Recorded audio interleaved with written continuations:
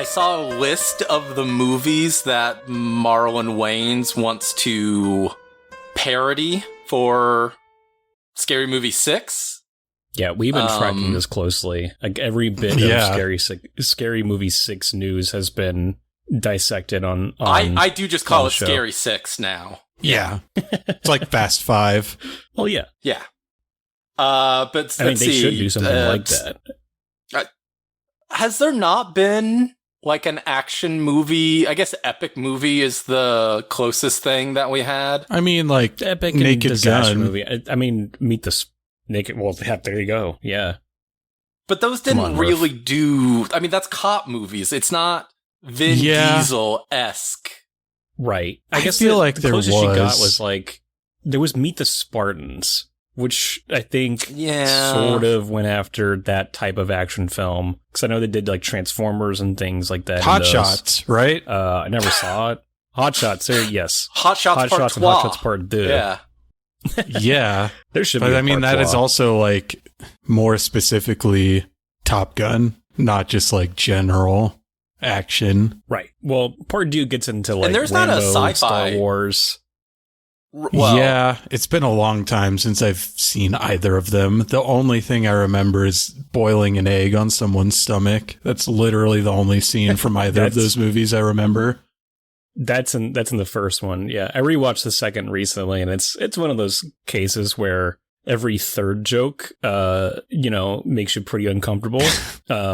But it's still a pretty fun time. I think Charlie Sheen is pretty committed to that, and then Miguel Ferrer in Part 2 is incredible. Like, I always love in a parody film when an actor who would be in those types of movies is there. You know, like Miguel Ferrer could be in these action films and be doing great. He's in a lot of great action films, and then here he is playing like the comedic version of what he usually does, and he kills it. It's incredible. Miguel Ferrer, returning champ from Project Alf. On this show. And I haven't gone to listen to that yet, but that just shot way up my my list to listen to. Unless you like Alf, I don't suggest watching it. Wait, who doesn't like Alf? A lot of people, apparently. I have never watched a second of an Alf property, really. I've seen like parodies of Alf in places, but I do think that What's the name of the planet he comes from? Melmac. What is it? Melmac. I do think that's a funny name for a planet. I just inherently think that there's juice to this idea, you know? Yeah. So I'm kind of into it. I would probably not like Alf if I watched it, but I'm going to leave it as like a Schrodinger's Alf and say that like I'm going to decide to like Alf even if I've never seen it. No, I think you can still use Schrodinger's cat. Is the cat in Alf's stomach or not? We don't know until you watch it. You go. Yeah. Alf is ripping that box open Fucking right away. Alf. But anyway, what were the movies? I don't think we actually talked about the movies from Scary 6. I remember he talked about Heretic. That was a big one. Sinners obviously was one. Long Legs, Get Out. You're asking me to remember something? And I have it right here. So, Nope, Heretic, Sinners, Long Legs, Get Out, and I Know What You Did Last Summer, which they already did do I Know What You Did Last Summer in the first Scary Movie. So, but obviously there's the fucking requel. So, they gotta go back. It is a pretty fun part of the first Scary Movie. Yeah, I happen to be rewatching. Doesn't seem like really enough people saw or cared about it. Like I feel like a lot of people won't get the references if they're doing Nope. I mean, I liked it, but I loved Nope. It seems to be pretty mixed in general. I feel like Peele gets enough. He got enough like attention just from Get Out that like I think folks are going to see anything he does after. There's going to be a contingent of people that will have seen that stuff, but also too, I think they may limit it to like there's probably going to be a scene of somebody getting killed by a chimp right on a set. There's going to be a Gordy's Home parody. Love that. I don't think they're going to do the entire like plot of Nope. What are they going to do for Heretic? Like, did people say Heretic? That's the one that stood out to me as like that's a bizarre choice because I thought Heretic was pretty fun in theaters. Like, and Hugh Grant was great. Like, what can you do? Is that going to be? That's going to be like a one scene monologue from somebody, right? Like parodying Hugh Grant. He's going to offer somebody blueberry pie. Like, that's what it's going to be. Yeah, he's going to keep going back into the kitchen, offering them more and more food. Yes. Yeah, exactly. Or they're going to have, I guess, I don't know. Marlon Wayans is in Jordan Peele's new movie, right? Is he really? It's only produced by Peele. Okay. I was going to say, maybe he made an agreement. I'm going to parody all of your movies in Scary 6. Him, which looks pretty good. I'm not a football person, but I am kind of intrigued by the marketing of this. Yeah, I think I might see it in theaters. I do love that it looks like it could just be like a regular football movie at first, and it's just, actually, we're just kind of treating football with, it's just kind of based in reality, and therefore it's a horror movie, you know? It's like Whiplash, Eyes Wide Shut, and some devil movie all mixed together. Yep. Yeah. Scary 6. Check it out. Possibly. Will it be in theaters when this comes out? No. I guess probably not if they're still just talking about what's going to be in the movie. I don't think they've shot a second. It feels like it's going to be a next summer sort of thing, you know? But yeah, we'll see. I know we've discussed it on the podcast, but like, we're getting our hopes up for what's probably going to be a pretty bad movie. Like, honestly. Oh, yeah. Not even like, I'm already not even the biggest fan of any of the scary movies. I think there are funny jokes in them, but to like look to this as like a bastion of like, oh my God, it's, you know, I can't wait to see this stuff sent up. Like, it's probably going to have a couple of good gags and then be pretty like, terrible for the rest of it, you know? It's like, I don't think they're going to pull a Naked Gun reboot and actually like stick the landing here. No, I'm going to come out of it saying we're a real country again. We can say the R word with impunity. Woke is dead. What R word am I thinking of? We don't know yet. We don't know because we can't say it. We need Marlon Wayans to let us know what we can say. Hello, everyone. I'm your host, Chris, and welcome to the Dead Formats Podcast. It's the spooky season, and all this month, we're getting into the Halloween spirit by dressing up as some of my favorite podcasts. And this week, you wanted the best, and you got it, because I'm dressing up like the hottest podcast in the land, the weekly podcast Massacre. Murph, Greg, how are you doing this evening? Well, I mean, after that compliment, being called the hottest podcast in the land, I am doing great. Also, please add a vocal effect to my voice so I speak like the demon just throughout the entire episode. Are you okay, Chris? Like, have you hit your head recently? Is there... What You're blowing a lot of smoke up our ass, and I don't know why. Well, the reason why is because we're going to be talking about Kiss Meets the Phantom of the Park, and that is the famous intro to Kiss concerts. You wanted the best, and you got it. So, Greg and Murph, they've both been on the show before. You know them. But since we're playing dress up as your podcast, why don't you go ahead and tell the listeners about the weekly podcast Massacre? Sure. We are a horror movie podcast with a new theme every month. As you are in October, it is, what did we call it? Spook Show Spectacular, something like that? I think it's just the Halloween spook shows, I think, was the thing. Yeah, which isn't even really that great of a description. I'm just trying not to call it One Night Under the Big Top, because that was such a great title for this. Too. Little Bad Guys, right? Yes, of course. Did we ever spend that One Night Under the Big Top? Was that ever covered? Do you think they not to litigate this? I mean, but I was on all 3 episodes. There was no Big Top, so yeah. So I think we're kind of picking up the pieces where they let them fall, you know. But it's this month, all October long, we're talking about carnivals, fairs, roadside attractions, that kind of thing that I feel like it's a very October thing to do. You know, you go to, go to a place that's maybe a little ramshackle. You have some animatronics possibly pop up and try to scare you. It just feels like it's perfect for the fall Halloween season. You see a dead pig fetus upside down in a jar. Yeah. Yeah, 100%. Yes. Possibly a half man, half cow creature. You never know what you might find. A guy with a sock for a head. Who knows? Actually, there was a hand under there, and You're people right. were pissed. Yeah, so I reached out to these two. I asked them what they planned on doing this month. We picked a film that is not only a Halloween spook show / spook show spectacular, whichever one it was, but it is also a dead format. And like I said, we're going to be talking about Kiss Meets the Phantom of the Park from 1978. So first off, I have to ask you guys, are either of you enlisted in the Kiss Army? No, I'm a draft dodger when it comes to the Kiss Army. Yeah, I've got flat feet, so I'm no good. Yeah. No, my dad was kind of a Kiss fan back in the day. And so they were played in the house when I was young, but I just kind of, aside from maybe one or two songs, never really got into them. I think the best thing that Kiss or anybody affiliated with Kiss ever did was, number one, I think the song that plays at the end of Bill and Ted's Bogus Journey, which is God Gave Yes. Rock and Roll to You. Which is also a cover. And then, But yes, is like it's not a even really remake theirs, but of this movie, as I was yes. realizing. There's a lot. I kept thinking that throughout. There's a lot of Bogus Journey. Yeah. Bogus Journey has a lot of Meet the Phantom. Did not connect that DNA. until you just said that. Yep.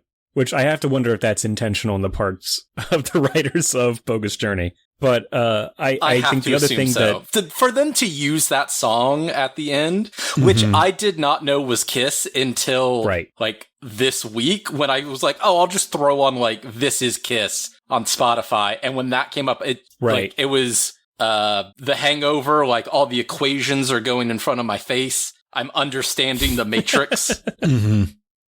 Oh, yeah. When I was a kid, that ending was like one of the most emotionally satisfying like things I'd ever seen. It was just like Bill and Ted did it, you know, they achieved stardom, they are fulfilling their destinies. They got ZZ Top the perfect beards. capper on all of that.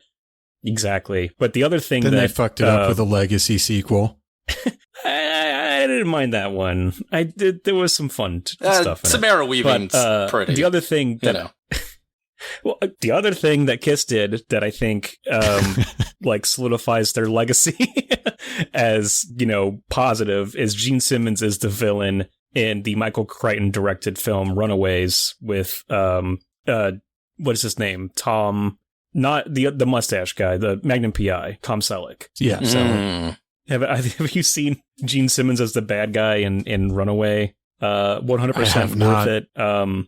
Gene Simmons is like a terrorist who controls the world's like little like utility robots to like kill people, and it is fantastic. Tom Is he Selleck an is a detective going American after terrorist? him. Because he Yes. kind of has a look. Okay. Because He I does don't kind of- know. but no, it's a crazy movie. It's a Michael Crichton film, which is insane, but it's a lot of fun. So between those two things, I'm pretty chill with Kiss. Like, you know, End of Bogus Journey and Runaway, like, yeah, they're okay in my book. Yeah, I was never like a huge fan growing up. Again, my dad also enjoyed them. I actually talked to him recently to try to understand why they thought Kiss was cool. And I was like grilling him a little bit. I was like, you know, do you ever paint your face? He says no, but I bet if I go look through some pictures in the attic back in Tennessee, I'll find something. Yeah. Yeah. There's not much more to it. I mean, I enjoy a few songs. Like, I like Beth from Role Models. Like, I think that was my first real interaction with it. I was like, this kind of rocks. Only the Paul Rudd version. Right. Yeah. Yes. Yeah. I used to listen to a podcast that like one of the main guys was obsessed with Kiss. So they would always kind of talk about it. And I had seen them without the makeup, but it had been a while. And I did watch the Lick It Up video. Beautiful. 5 years after this. And man, oh man, are these people that needed makeup.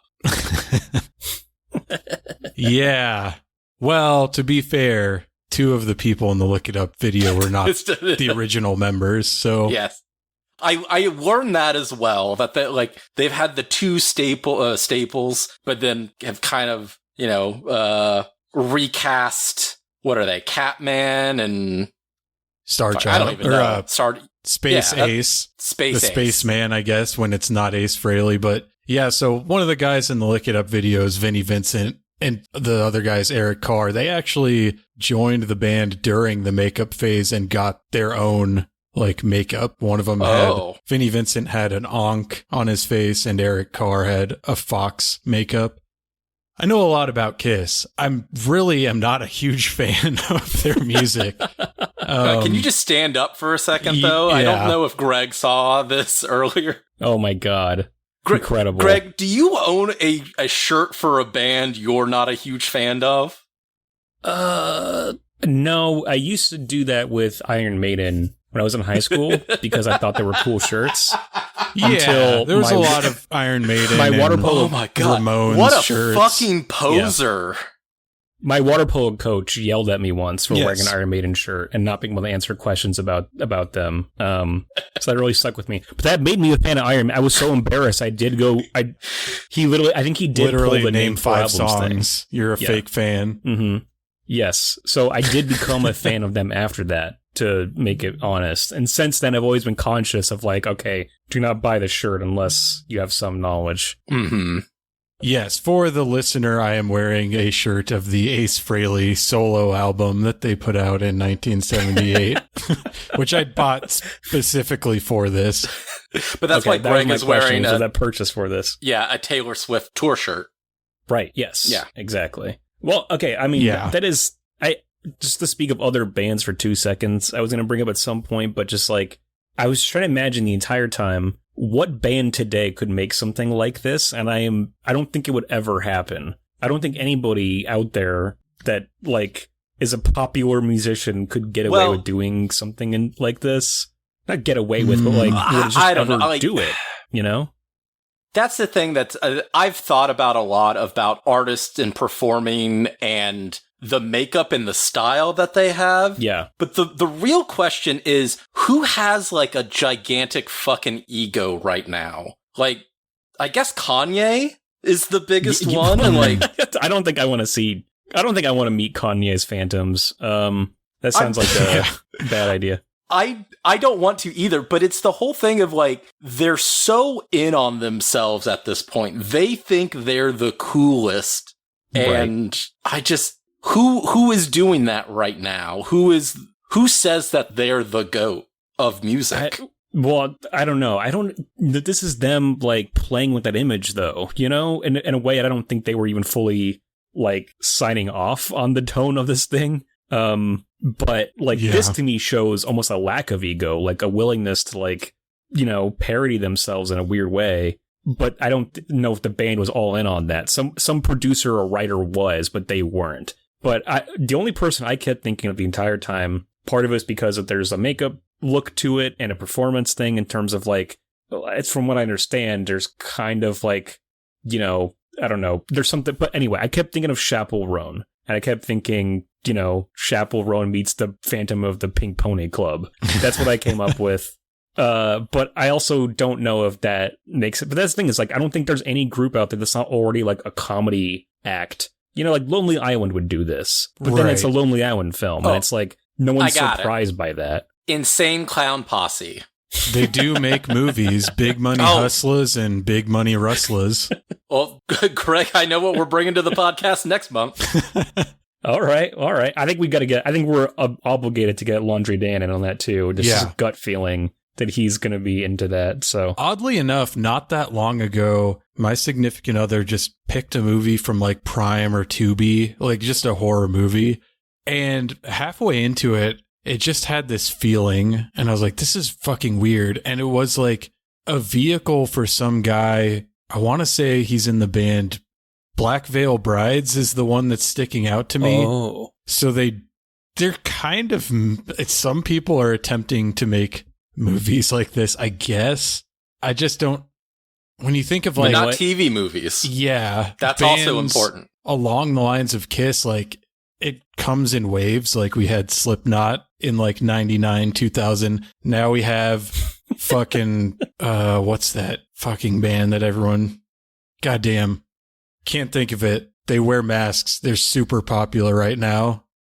Oh, the Jabberwockies came to mind, but that's not even a band. Ghost is one. That's not who I was thinking of. Oh, well, there you go, though. But if that's, I can actually see Ghost doing something like this. That is a good call. This is something Ghost would do. I also remembered, though, that the Foo Fighters did a movie like 3 years ago, Studio 666. Right. Like that horror film where they rent a studio where there's like a demon inside of it or something like that.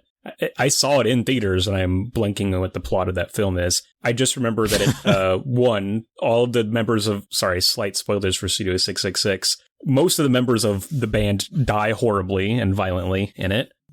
Which is not something that would happen in Phantom of the Park. And also John Carpenter and his son have a cameo in it.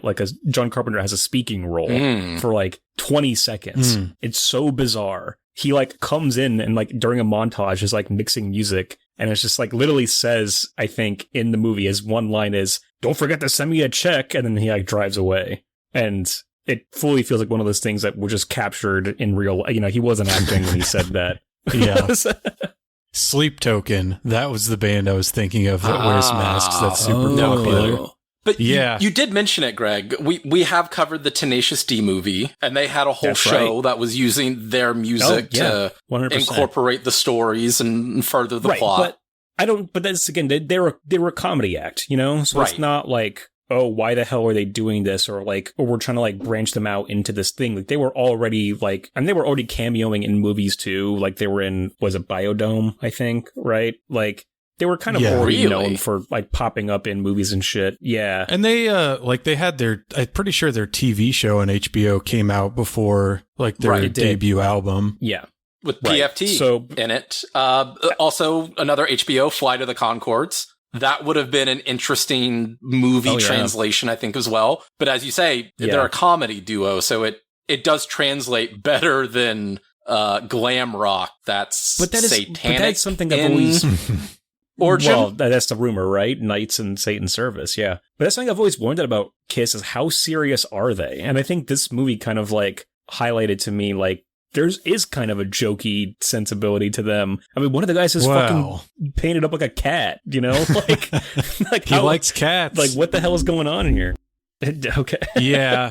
I mean, so I actually did more research on this episode than I have probably any other episode, mostly because there's available research to be done. It's not something that no one's ever heard of.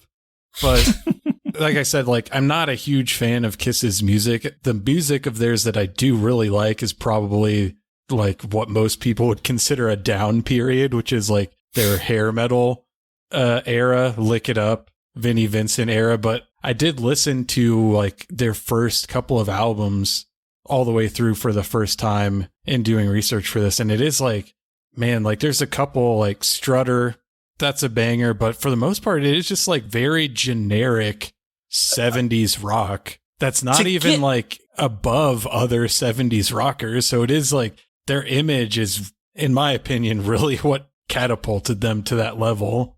Agreed. And even listening back to a bunch of these songs, I do really enjoy the melodies. I think they do really make good music for that, but the lyrics are always pretty trash.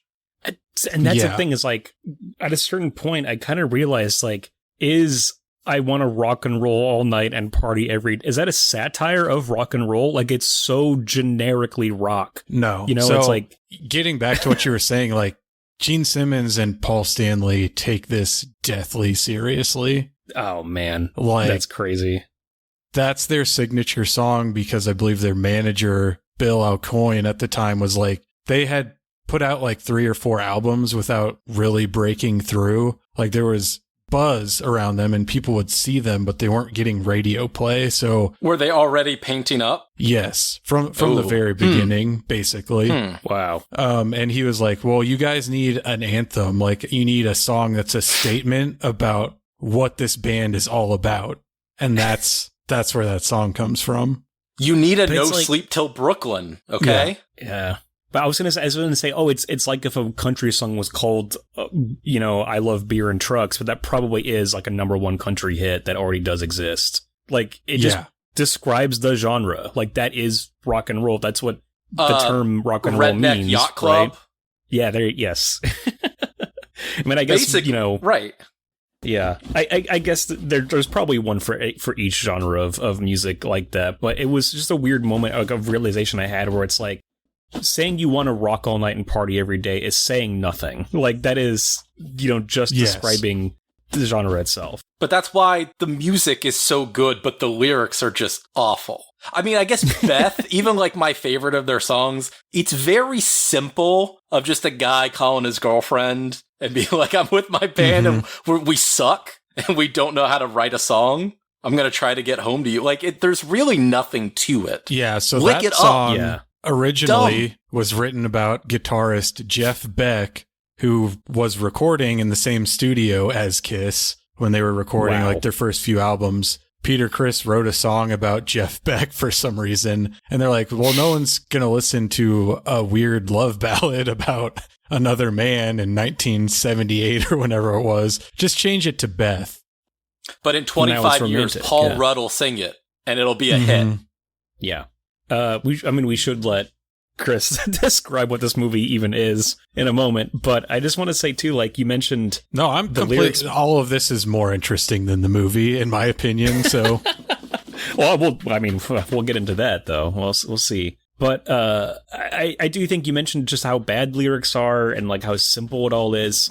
And like I said, it feels like a satire of rock. Like they're making fun of rock as a concept, even though I guess they're not. Gene Simmons, at least, and Paul Stanley are not. But it's just a fact too that they're popular with children. I don't know if they're right. Like they're like, well, yeah. But that's the thing. It's the satanic.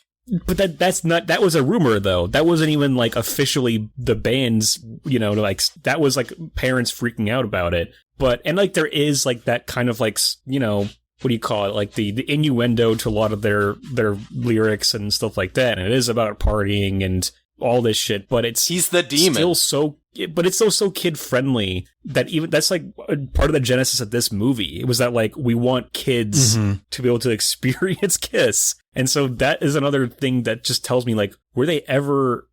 I guess Simmons and Stanley say they were serious about it, but almost everything about them kind of tells me otherwise. Surface level. I don't think they're intelligent enough to parody or mock the rock genre. So that's what not I'm to curious. disparage like, Gene Simmons and Paul Stanley, but they seem pretty. I think their guy's kind of worth disparaging from what I kind of know potatoes. About them. Yeah. Maybe it's this producer guy, this guys Aucoin, from everything I hear. Yeah, but maybe it's the manager Aucoin, right? Who like I think was a big driving force in getting this movie made. Yes, and was like trying to push them into like bigger and better things. I think maybe he's the one that's like, like you even said, you need an anthem and you write the most generic rock anthem of all time. It's like this guy is kind of looking at it as like, we're milking rock for all it's worth in every avenue, so Blood from a Stone, generic anthems. Right. Yeah. What network did this air on? Was it ABC, NBC? I believe ABC and NBC. NBC. Okay. Not the mouse. No. But one thing I wanted to talk about before we get into the movie is that, like, yes, I'm not really like the reason I know so much about Kiss is not because of their music, but I am just fascinated with them as like this component of Americana, which is like kind of what your category is about this month is like carnivals, theme parks. It's like, so in a way, like this is perfect for them because they are as American as like a roadside attraction or a fucking diner on a highway that's seen better days. Yes. That's like part of like, that's like the main reason I know so much about them, because I just find the whole Kiss thing so fascinating in that way. Yeah, you really can't get that much more American than seeing Kiss at either a theme park or a county fair or something. Yeah. We got to judge the biggest hog in the land, but before that, coming to you with Kiss. To judge a different kind of biggest hog in the land. But yes, as you pointed out, Greg, this was the brainchild of their manager at the time, Bill Aucoin. And to hear Gene and Paul tell it, which I will say, like, the information I have is from their perspective. In documentaries, Peter Criss and Ace Frehley usually do not participate because Gene and Paul have, like, an official history of Kiss. So it's all from their perspective. Peter Criss and Ace Frehley have autobiographies, but I was not about to listen to 4 fucking autobiographies in preparation for this. I just watched a couple documentaries and surprisingly didn't really learn that much because I already knew it for whatever reason. But anyway, like, the way Gene and Paul tell this, Bill Alcoin was the person that was largely responsible for them becoming a brand rather than just a band. Licensed merchandise that they're so famous for, that was his idea. And this was just another thing he came up with to continue growing the Kiss brand. And it was pitched to the band as Star Wars meets A Hard Day's Night. We'll see if that ends up being true.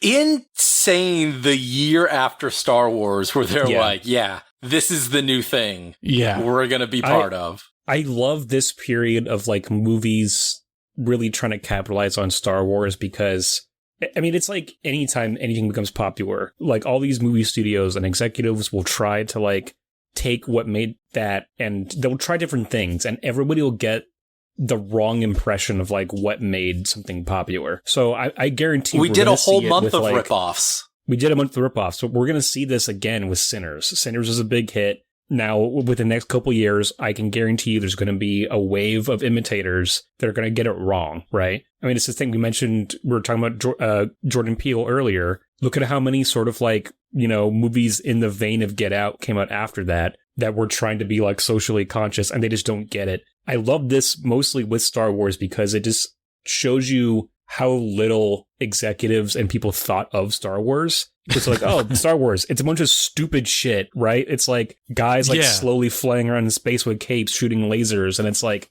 yeah, that's something I guess people liked about Star Wars, but, like, there's more to it than that. You know, like, all these cheesy ripoffs, like, it's like, all right, you get a starfield and you get some really shitty optical effects for lasers, and we're going to make $1 billion like Star Wars did. And it just never worked out for people. Yeah, for sure. It's like Industrial Light and Magic, this legendary effects house because of Star Wars. They're like, oh, we can do that on an NBC made for TV movie budget. We could totally do that. Yeah, so this movie, it comes at kind of an interesting time in the band's history. Their most recent album before this film was Love Gun, which was at the time and still to this day, like, their highest selling album. So they were at the height of their popularity in 78. Yep. But then we get this movie, which was panned by fans and critics. And the next year in 79, they released their infamous disco album, Dynasty. Peter Criss gets fired in 1980. Ace Frehley leaves in 1982. So this movie kind of marks, like, they're at the crest, and then immediately this marks the beginning of the end for the classic Kiss era. Right, incredible. They're the Wile E. Coyote. They've already gone off the edge of the cliff. They just haven't looked down yet. I should also mention that this is a dead format, not only because it's a made-for-TV movie, premiered on October 28th, spooky, 1978. But also, as far as I can tell, the original version of this film has not been released since VHS. So there are 3 distinct versions of this film, 2 of which I watched. Did either of you, I'm imagining neither of you watched this more than once. Oh, no, this is a 2 viewing for me. Did you watch the 2 different versions? No, just the Facebook one that you sent. Yes, because that was the best version I could find. And it fucking looks horrible still. Like, all the nighttime stuff, I cannot. Brightness all the way up on my laptop. Yeah. Don't know what happened.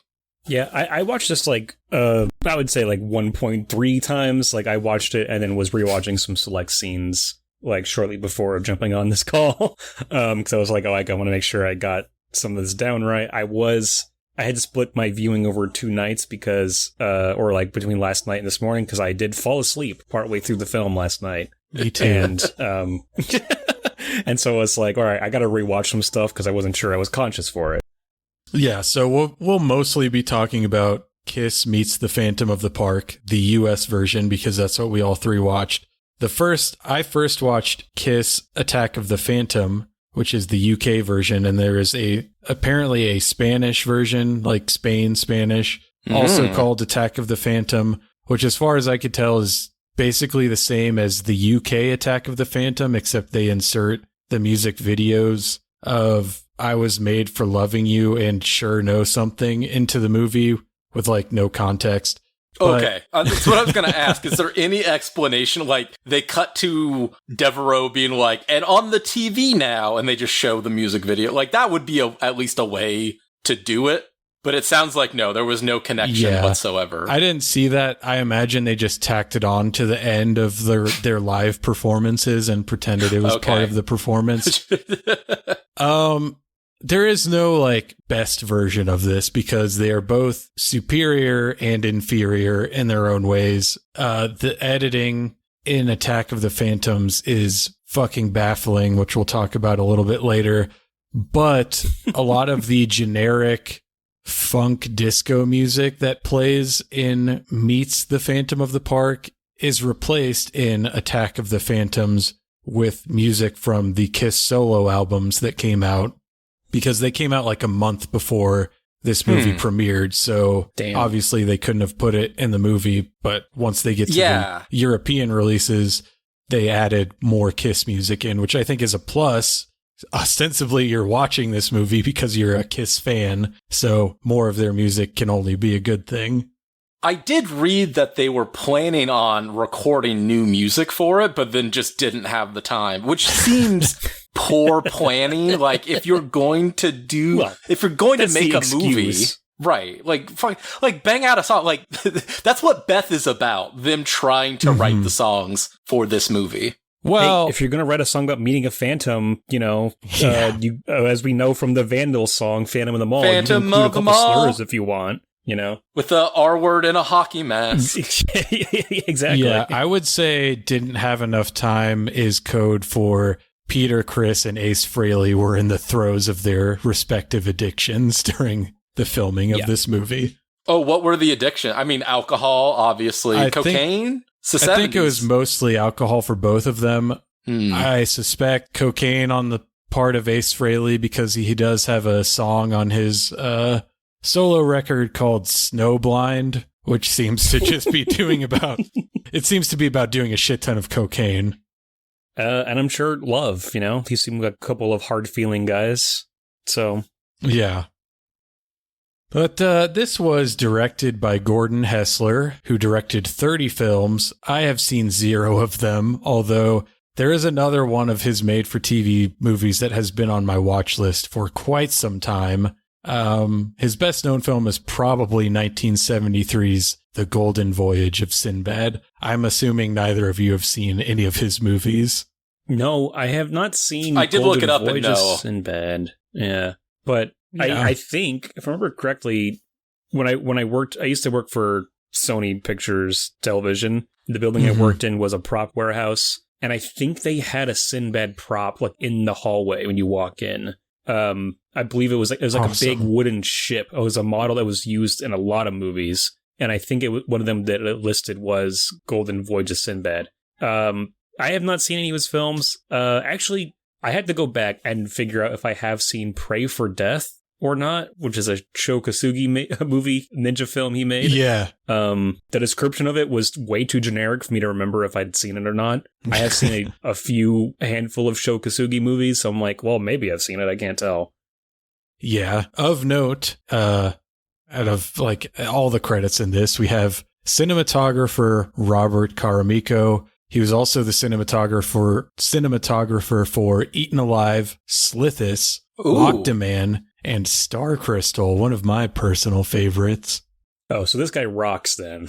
Yes. I mean, I you can't tell from this movie. No, not really. But I do think Eaten Alive is a great one to have on your resume. An update, I have seen Pray for Death. I gave it 1.5 stars on Letterboxd. Wow. Yikes. The film stars, of course, Gene Simmons, Paul Stanley, Ace Frehley, and Peter Criss. Aside from Simmons, none of these members of Kiss really had much of a film career.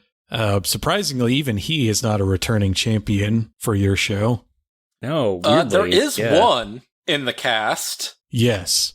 But I get you'll continue on with the more of it. Yeah, I mean, Anthony Zerbe as Abner Devereaux, the titular Phantom, also not a returning champion. He plays a character named Counselor Haman in Matrix Reloaded and Matrix Revolutions. Oh, yeah. It was the thing, like, watching it the first time, I was like, I know this guy. I know this face from somewhere. And then looking it up, like, oh, because, like, 25 years later, you're in not great sequels to the most epic movie of all time. Hey, I mean, Reloaded's fine. I like it.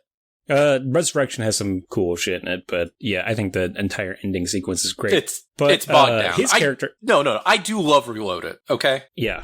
His character is kind of the big problem with Reloaded. Like, his monologue in that film is the most, like, head-scratching, like, moment where, like, what the fuck are we watching here? This is not the kind of Matrix sequel people expected, Right. He's like the Chuck Schumer of Zion. It's a great way to put it, yes. I recently saw him as Dog Boy in Cool Hand Luke, but for me, his most iconic performance that I know him in, and I loved seeing him pop up in this because I love him in The Omega Man. He is the leader of the family in that. Oh, okay. Nice. I have seen I've seen that. I'm surprised I didn't clock that. Yeah. I actually dressed up as him for Halloween last year as his character from Omega Man. So I guess you can call me a massive fan of Anthony Zerbe. Omega Man was pretty close to being picked for our show when we did Descend when we did Apocalypse films last year. So he came this close to being returning champion. Alas, he is not. We also have Carmine Caridi as Calvin Richards, Deborah Ryan as Melissa, John Dennis Johnston as Chopper, John Lisbon Wood as Slime, Lisa Jane Persky as Dirty D, but most importantly, we have character actor Brian James in his fantastic turn as Guard. He is, of course, a returning champion on your show from... The horror show House 3, where he played Meat Cleaver Max Jinky. That's right. Yeah. Oh, man. He's incredible. I love Brian James. Love him in 48 Hours and Another 48 Hours. He's great in both. His Kehoe. I love him in Crime Wave, the Sam Raimi film. And for people who have been listening to 5 Day Rentals this October, listen to me talk about him on that show within the next few weeks or last week, or I don't know, whenever that comes out. So, yes, I love Brian James. Really glad to be talking about him for the second time in like the span of a week. But he's great. I described him, I think, on the horror show as like a sentient rat man because he just has that sort of look to him. Yeah. Like, there's something about his face. Angular face. Yes, right. It's very rodent-like, but I love him. I think he's so much fun. I'm looking it up. He's also in Hard Times. I know you love that movie as well. I love Hard Times. It's on my list. Yes, with Bronson. Yeah, totally. Bronson, right. He's in Bound for Glory, which is on my wish list. Real young in that. Yeah. Yeah, that's one of his earliest roles. He's great in fucking Tango and Cash. One of the only guys that like kind of knows what the tone of that movie should have been.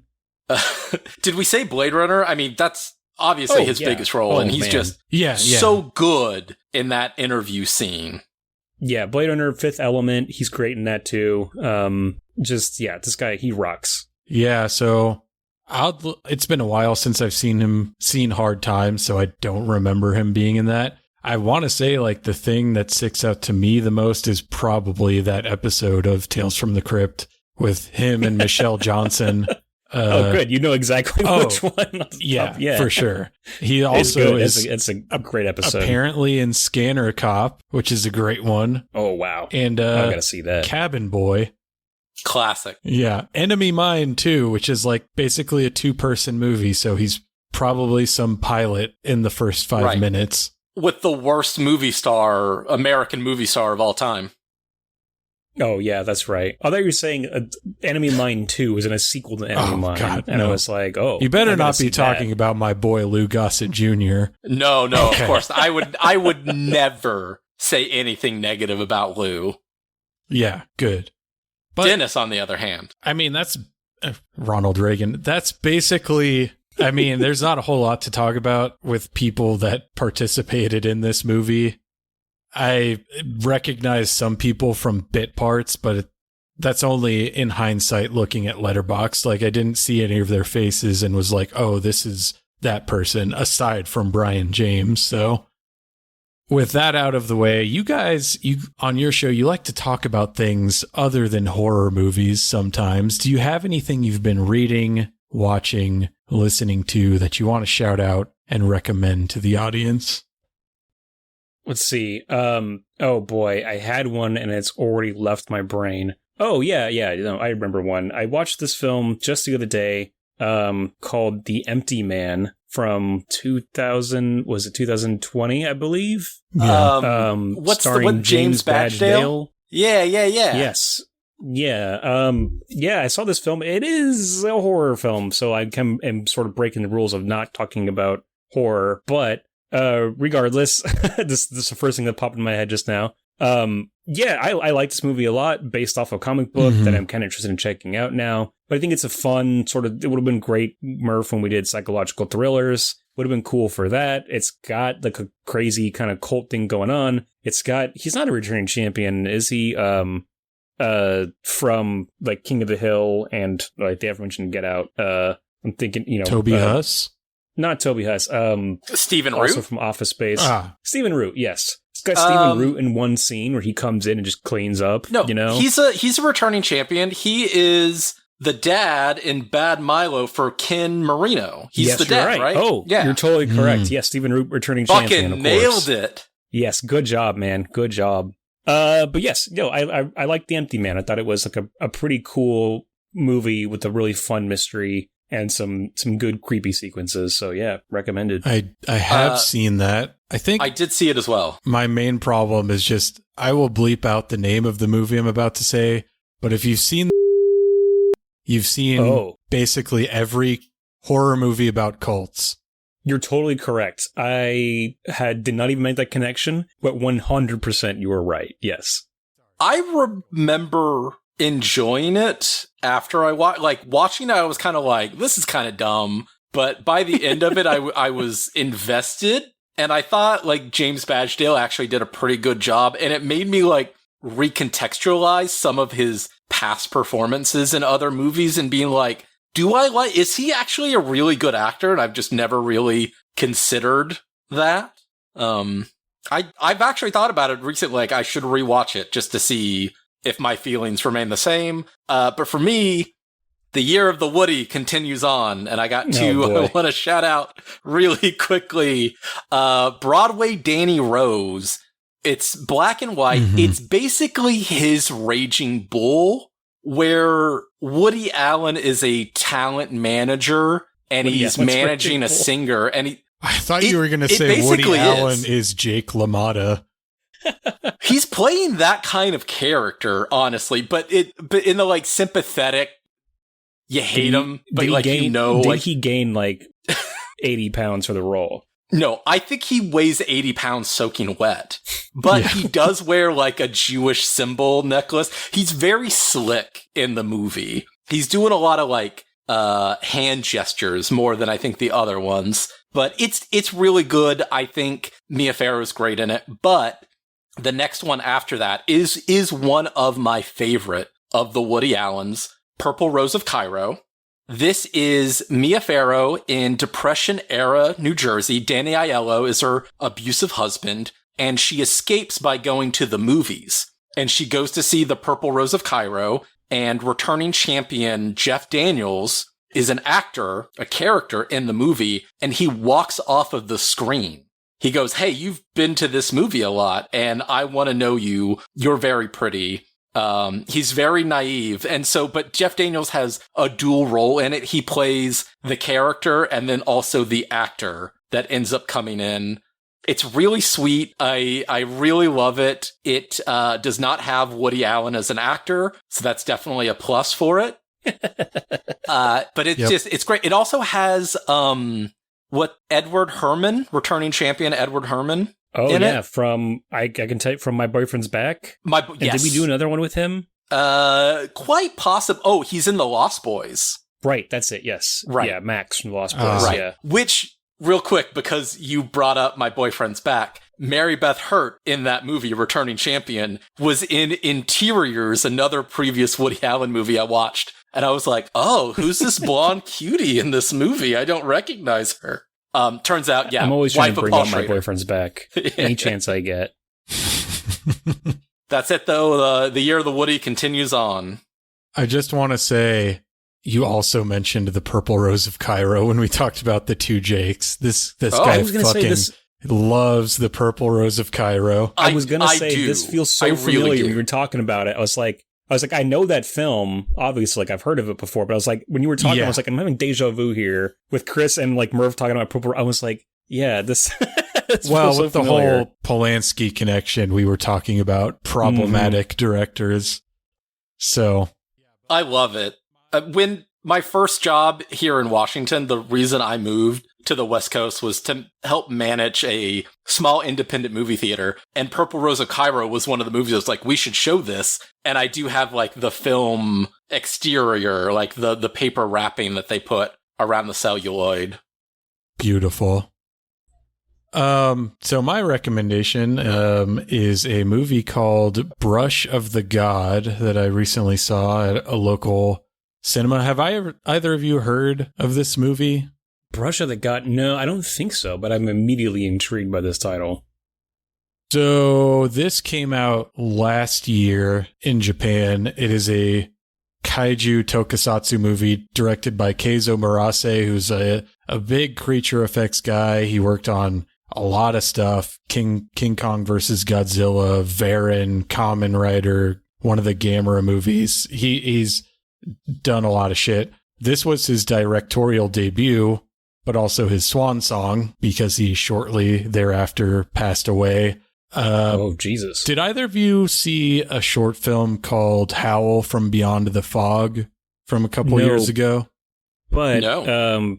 but I remember hearing about it a lot from mutual friend George, as I think he's Yes. talked about it. Yeah. So that is a kaiju movie it's about 20 minutes long. I want to say that's done with Japanese bunraku puppetry instead of like live acting. That was directed by Daisuke Sato with the creature design by this guy, Keizo Murase. I'm just adding context, I guess. That's not really important, but yeah, it's kind of meta. It's about a girl whose father or grandfather was some guy that designed kaiju for films in the 60s, and it's all about her, like, I guess kind of trying to make this lost film that he never got to make. So it's touching on a lot of things that are very near and dear to my heart. As I told mutual friend George, it alternates between so low budget that it's Neil Breen-esque, but also like tugging at my heartstrings to where I wanted to cry several times. Incredible. All right. Yeah, I liked it a lot.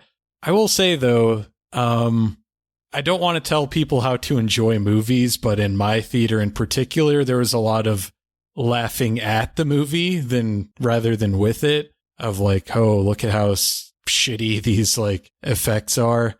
Really like bothered me. I don't know. It really left a sour taste in my mouth because if you're going to laugh at this, then you're going to laugh at every kaiju movie, and just like with the attitude that it's inherently shitty, that it's like puppetry and suitmation, which I mean, maybe it's stupid to take it so seriously, but I was just like, it's not like I think someone made that with their two hands. Yeah, and it's like there is so many kaiju films where they'll lean into the silliness of it, right? And it's intentional, you're supposed to be, but also too, like, I don't know, context matters. And if you're laughing at something that's meant to be serious, then like it just feels like you're not engaging with it, without the movies asking you to engage with it, right? Yeah. I mean, especially with movies like this, it's like, this is very clearly, based on the pedigree of the people that made it, a stylistic choice. Like, they're not using puppetry because they just can't afford anything else. Like, this movie is literally all about like the legacy and artistry of like creature designers from these old kaiju and tokusatsu films. Like, I don't know. No, this sounds incredible. I absolutely am going to seek this out. No, I am really interested, just looking at the poster. This is not like a King Ghidorah monster in it, right? Well, sort of. It's, Okay. I can't remember if they gave it a name, but it is like, I'm pretty sure it's just Orochi, like an 8-headed dragon from Japanese folklore, which has appeared in Toho movies before. And Gotcha. Orochi is the inspiration for King Ghidorah. That's yeah. Got a couple of kaiju heads here. Might have to to keep that in mind. That's actually what we bonded over. The big thing was like the Godzilla watch. I mean, we'd been hanging out watching movies, but I think when Godzilla versus Kong came out, and I was like, I'm going to watch them all. Greg was there for a majority of them. Murph planned a schedule for all that. I think I only missed one or two, probably. But yeah, we watched every single King Kong and Godzilla. That's not true. We missed one, Murph, and I had to watch it myself years later. But King Kong Lives, which is the one where he marries Lady Kong. Yes. Or has a baby. It's out of wedlock, technically. Yes. But, the little bastard. While you were watching Kiss Meets the Phantom of the Park, were you laughing with or at the movie? Neither. None of it was funny. None of it? None of it was funny? Oh boy. This is going to be interesting. But you're as ready to talk about this piece of shit? Yeah, let's do it. So the opening credits to this film, very strange. Of course, Rock and Roll All Night is playing for the first of several times. But basically, the sequence is Kiss superimposed on B-roll footage of the park, but they are also interacting with the B-roll footage, which makes me believe that this was planned. Like, Peter Criss is playing drums, hitting, I guess I would call it like a roulette ride. Right. Yeah. One of those like spinner things. Yeah. Gene Simmons, he's standing next to a roller coaster, all giant, and they use fountains as stepping stones. It's very odd. Yes. And then they're zooming around the little yellow cars from the spinner. Bumper I think cars? that's the vehicle. They're not. No, I think it's because more you like see the ride later with the cars. Ride. Right. Yeah. It's another type of spinner ride, I think. But my favorite part of this is the scene where it's established that this is like actually happening because two women are walking around and they're looking up at giant Gene Simmons superimposed over the roller coaster. So in some reality, they are seeing giant Kiss like floating over the park, which I love that as establishing the kind of reality this takes place in. I also will say, too, that's not just any roller coaster that Gene Simmons is standing next to. Okay. That, in fact, is the new revolution. If you've seen the film Roller Coaster, which, Chris, I know you have seen Roller Coaster, that is the roller coaster that is opening in that film. So this thing is a star just because a year before in Roller Coaster, it was heavily featured in that film. Yes, this does take place at Six Flags Magic Mountain, a location near and dear to Greg's heart. That's right. I mean, it is the place where I did first ride we would call big roller coasters. And I think Revolution,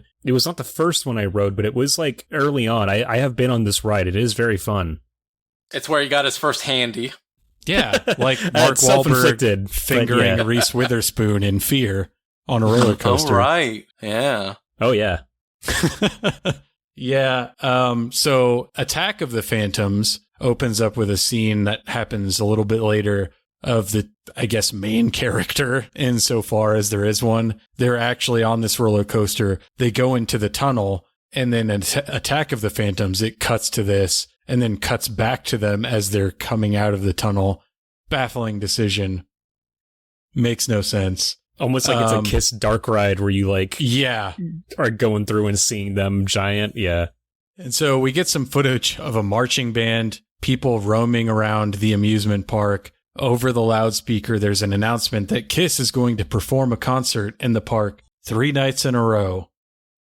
Well, 2 nights in a matinee. Yeah. To be clear. I mean, people are walking around, but there are human pyramids happening. Apparently was all the rage in 1978 because there are huge in 1978. Multiple human pyramids. It was just a thing people did. I guess it was the 78 equivalent of like stuffing telephone booths or flagpole sitting, swallowing goldfish. What's the one, the fire drill one where you run around a car? I want to, like, I don't want to say it because it might be racist. I think that's why I hesitated too. Yes, I'm surprised you haven't heard of this, Murph, but it seems like it's racist. I don't know. You switch the position in the car? Okay, yes. Yeah. Interesting. Yeah. The owner of the park, Calvin Richards, is walking around with a group of security guards. The guards are worried that the Kiss concerts will start a riot. Richards tells them not to worry and that this is what's going to finally put the park on the map. Okay, this does happen, but before this, we get a basic full minute of establishing a couple on a roller coaster. We do. Going up and down, left to right. Sam and Melissa, I believe, are their names. It's been a few weeks since I watched this, so... I didn't put it together that this is the main couple of the movie. It confused the shit out of me, too, because later on, I mean, pretty shortly after this, Sam will... It looks like Sam walks into an incinerator, and I was like, who was that guy? And it wasn't until I was rewatching some scenes that I was like, oh, that's where it's established. That's who that is. But yeah, it is very funny that they're like, this will finally put the park on the map. And then they later, near the end of the film, establish that these guys have been made billionaires by the inventions at this park. So weird that it's not already on the map. Inflation.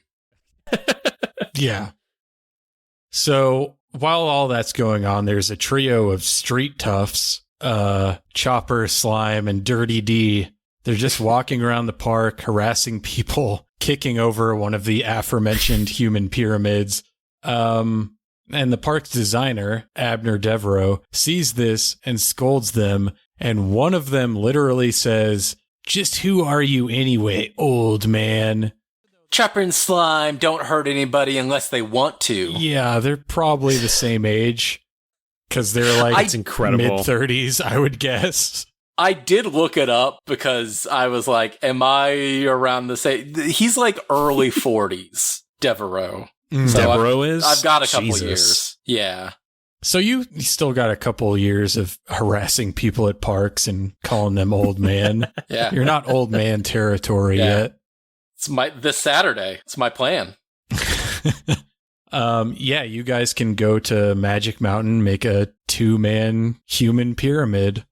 Well, I mean, we're going to do that in the motel next to the theme park. The Best and Western. Then we'll go, ride the Tunnel of Love. Sorry to inform you, there's no Tunnel of Love there. But it does have, I mean, speaking of problematic... Just wait till we get there. Speaking of problematic Asian things, though, we do have the kabuki robots in this we see right here. But this is a real feature of Magic Mountain. It does have like an Asian, mostly I think Japanese inspired like section of the park that has always kind of just, even as a kid, I was like, I don't know if this should be here, like based on some of the names of things there. That's very interesting because I spent a great deal of my time on this earth in Texas, where Six Flags originated, and it is called Six Flags because of the 6 different flags that flew over the state of Texas. And so there were different sections dedicated to like, oh, this is Civil War Texas, this is Republic of Texas, this is Mexico, Spain, France. So it's weird that the ones in California just abandoned that and they're like, oh, we'll just have a section devoted to Japan. And as far as I remember, too, it's also kind of like the only like explicitly themed section. Like everything else is kind of just like scattered about in a way. And then here is like, now you're in Japan. Like here's some pagodas and like you can buy like, Asian cuisine. It is really weird how it happened. I don't quite get the layout of it. Well, maybe it's from this movie. Maybe this is where it starts. Maybe. Yeah.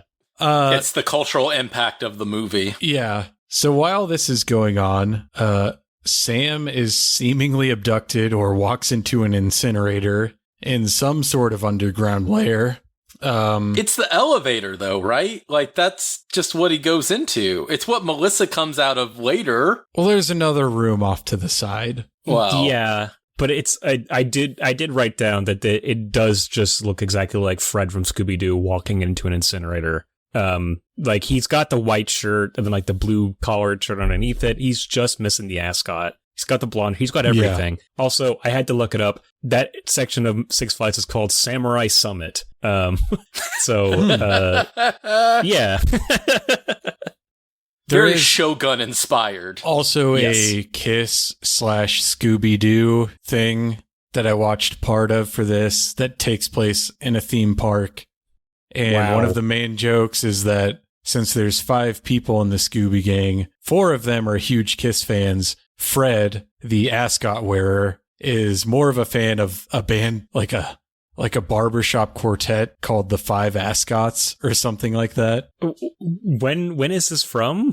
Like this 20 something. Let me look it up. So they're a much more like self-aware era of Scooby-Doo. Yeah, right. Okay. I was expecting more Kiss versus the Harlem Globetrotters. Kiss versus the Harlem Globetrotters? Yeah, I'd like to see that. Dude. Yeah, Paul Stanley is worthless in the paint. Meadowlark Lemon would make him look like a fool. So Melissa, she's searching for Sam because he disappeared. They had planned to meet up an hour later for some reason. Chopper and company are molesting a mechanical gorilla. Devereaux sees this and stops them, and he offers them free tickets to the Chamber of Thrills. Well, I think it's Dirty D that says, we make our fun the way we want, which is admirable, I must say. Yeah. They're basically the made-for-television version of the gang from Death Wish 3. Oh, yeah, that's a good call. I mean, I was thinking Bulk and Skull, but there's a third one of them. So Death Wish 3 probably makes, I did have, because I didn't quite understand at first that it was a robot gorilla. And because it's obviously just an actor in a suit, there's no attempt to make it look robotic, really. And so when Devereaux walks up and is like, "I created him with my own 2 hands," or whatever he says, I was like, did he biologically engineer a gorilla for the park? Like that was the first thought in my head. It's just like Westworld, okay? Yeah. You could take this gorilla home to a motel for the night. Yeah. Exactly. Fuck it. They had chained up gorillas in Roman World. Oh, baby. That would have fit, honestly. I'm sure they did have chained up gorillas in Roman World. Yeah, with the bogus journey in Westworld, like, it wasn't until I talked to you guys that I'm now seeing the DNA of other films in this. Mm-hmm. Westworld was what, like 74? Something like that? Yeah, that sounds right. Yes, I think so. Something. Yeah. We did cover it. Now I'm just thinking about taking Yul Brynner to bed. That would be your Westworld experience, yeah. Right. He needs a bib. I'm saying that to Yul Brynner for the... Okay, I'll stop there. So Melissa goes to the security guards. She asks them where Abner Devereaux works because Sam is like his assistant. They tell her that Devereaux works in a lab way underground. One of the security guards comments, "Thank goodness, I thought we had another missing persons on our hand." And just then, one of the rides... It's like the modern cop. Yeah. They don't want to have to do paperwork. Exactly. Even though this very clearly is another missing person on their hands. They write it off. But just then, one of the rides malfunctions. Richards confronts Devereaux, who explains that the malfunction is due to the new fuel turbine engines he's testing. It's because of Chopper, Slime, and Dirty D. They come out of the employees only section. They were mucking around, but they don't show us any of that. They just show them running out of the door. Yeah. So that's efficient storytelling. It leaves the audience to fill in the gap, you know? It's just smart. And because of this, Richards tells Devereaux that he wants to see him in his office as soon as he's through fixing the ride. And Devereaux, he's down in his lab fucking with robots. Melissa rings his doorbell, and down in Devereaux's lair, Melissa asks if he knows where Sam is, and Devereaux, he doesn't really seem to care. He's more interested in showing Melissa his gadgets, including an animatronic barbershop quartet. And Devereaux explains to Melissa that he hasn't seen Sam in several days, Sam's never mentioned being engaged. He's a loner. He's a rambling man with a wandering eye. But hey, He check wants out to these travel. robots. Yeah. Yeah, he's kind of a poonhound is the implication. I do just love her reaction to the barbershop quartet, which is what, like, the Westworld technology just right away is ringing out to me. But she's kind of charmed by everything that she's seen. Like, she's missing her fiance, but if you show her a robot singing, show tunes, it distracts her. Well, she's fine with it. And I am fairly charmed by the very simple effect of a guy kneeling, putting his head through a table to become a singing head, Yeah. I think that's pretty delightful. I like seeing that stuff. And I like you even have a different state. There's like just a head, there's a torso, and then like the full body. Right. What I love about the torso is the legs are like right next to him. So they're coming. It's the next thing that's going to happen. Exactly. Yes. He has but to assemble it, and it will be indistinguishable from a real barbershop quartet. Which I feel like is not really a tall order. Like, it's probably cheaper to just pay a barbershop quartet. That's exactly. A great point. Yes. A robot gorilla, I understand. A robot Frankenstein, yeah, sure. But I the more I'm thinking about it, like, you have to pay health insurance. They're going to demand lunch breaks and things like that, Yeah. This is the whole current debate of AI podcasts. Seems like it's cheaper to just have people do real podcasts because I'm not making any money off this. Well, no, they said it takes $1 to create the podcast. It takes me more than like $1's worth of my time to edit this thing. Yeah. So, yes. But the dollar from Spotify would be nice. This moving right along, the meeting is interrupted when Devereaux sees Chopper and the gang enter the Chamber of Thrills on one of his many monitors. He sends Melissa away, and it is revealed that he has turned Sam into one of his automatons.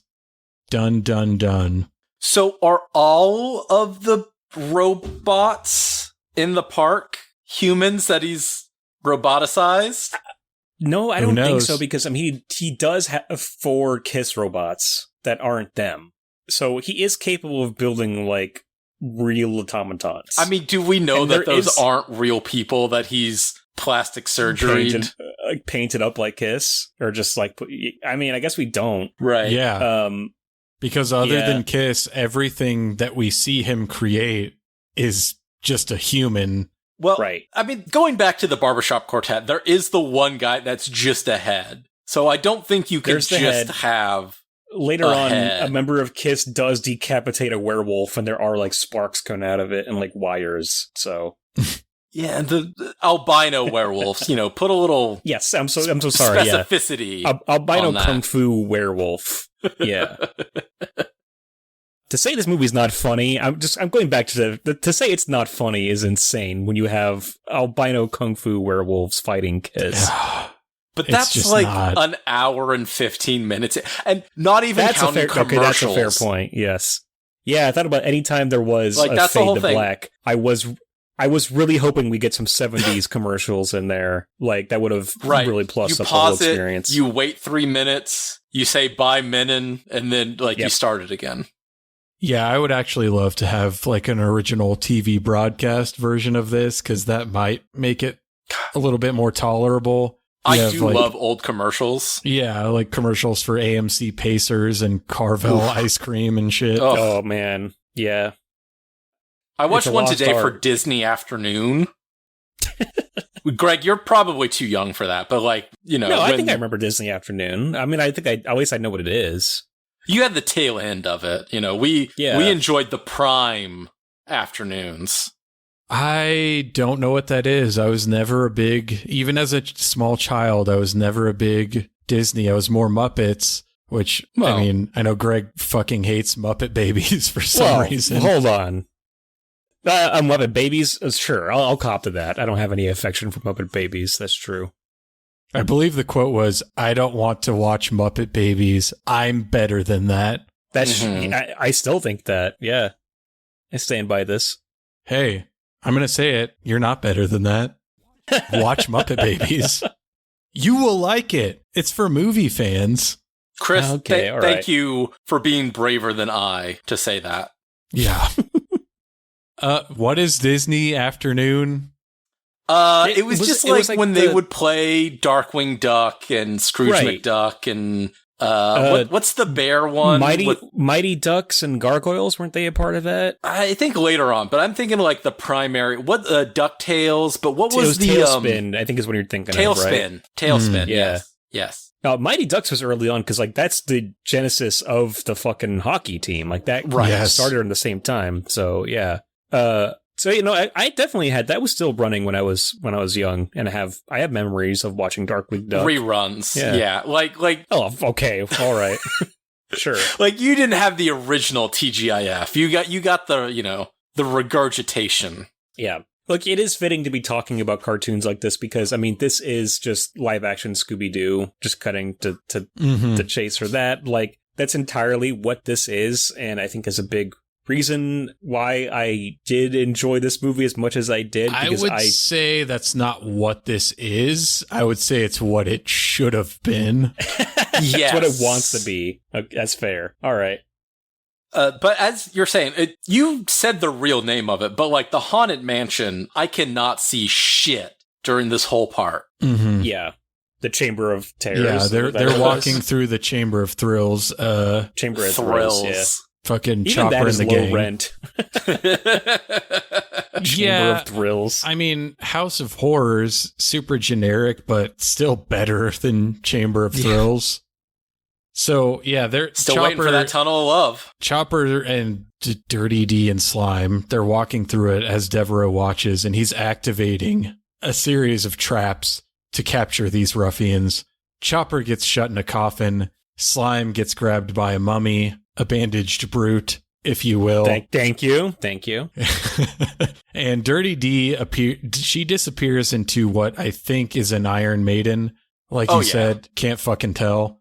But they do have the part where they're smoking in here, and the family's like, hey, you're not supposed to do that. I'll smoke you. They're very threatening for like an NBC made-for-TV movie. I guess Devereaux did do everybody a favor by taking them off the map, you know? Yeah, just like Chopper threatens to kill a 7-year-old girl, basically. See, but that's part of the problem with this movie. They should have come back in the end to fight Kiss, or like they're the, you know, robotic versions of Kiss. Like they should have had something else to do. Yes. I was totally expecting them to walk out when Kiss was in there as like robotic foot soldiers now, like Sam, you know, and like fight Kiss. Yeah, 100%. Right. Or like they've Sam got the steals the talismans. Revolutionary War soldiers for some reason. Yeah. But they could have given Sam and then those three the talismans, and they become like, you know, they gain the powers of Kiss themselves or something. And Murph, we say all the time that we're going to write something to get. We always like, okay, Murph, we got to write this. what if we genuinely do write a remake of Kiss Meets the Phantom of the Park? I think we could nail it. I've got much better I think we could pull it things off. for us to write than Kiss Meets the Phantom of the Park. I don't know. All right. After waiting in his office, Richards goes to find Devereaux. The pair rides around the park in a golf cart, admiring the stage that is being set up for Kiss's performance later that evening. And Richards fires Devereaux, and he does not take it well. He says, "There's nothing else for me except this park." And Devereaux, he says that as he nearly faints. Yes. Yeah, insane. Like, he's not eating, obviously. Mm-hmm. He's a shell of a person. But I just love the fact that the owner is driving him out to the far reaches of the parking lot to then fire him. So then he has to walk back. It is the very 70s. Slowly. So it's very much like a Sanford and Son, like, "I'm coming, Lisbeth." Like, he fucking almost dies when Richards tells him that he's fired. So I will say, too, to your point, Murph, driving him out here into the parking lot, Valencia, California, that is some hot fucking, weather. It is miserable out there. I feel like it's a law that every theme park has to be hot as shit, like, at least in California. But it is especially brutal in Valencia. So having this guy in his state too, like you mentioned, almost dies upon getting this news. And it's the Just abandon 70s, him in so the all parking men lot. wear 3-piece suits at all Right. times. Yes. He's got like Yep. not even 3-piece. He's got like a wool sweater vest underneath Yeah. the suit. And I can almost guarantee you that it's like probably pushing 102 degrees out there at that point.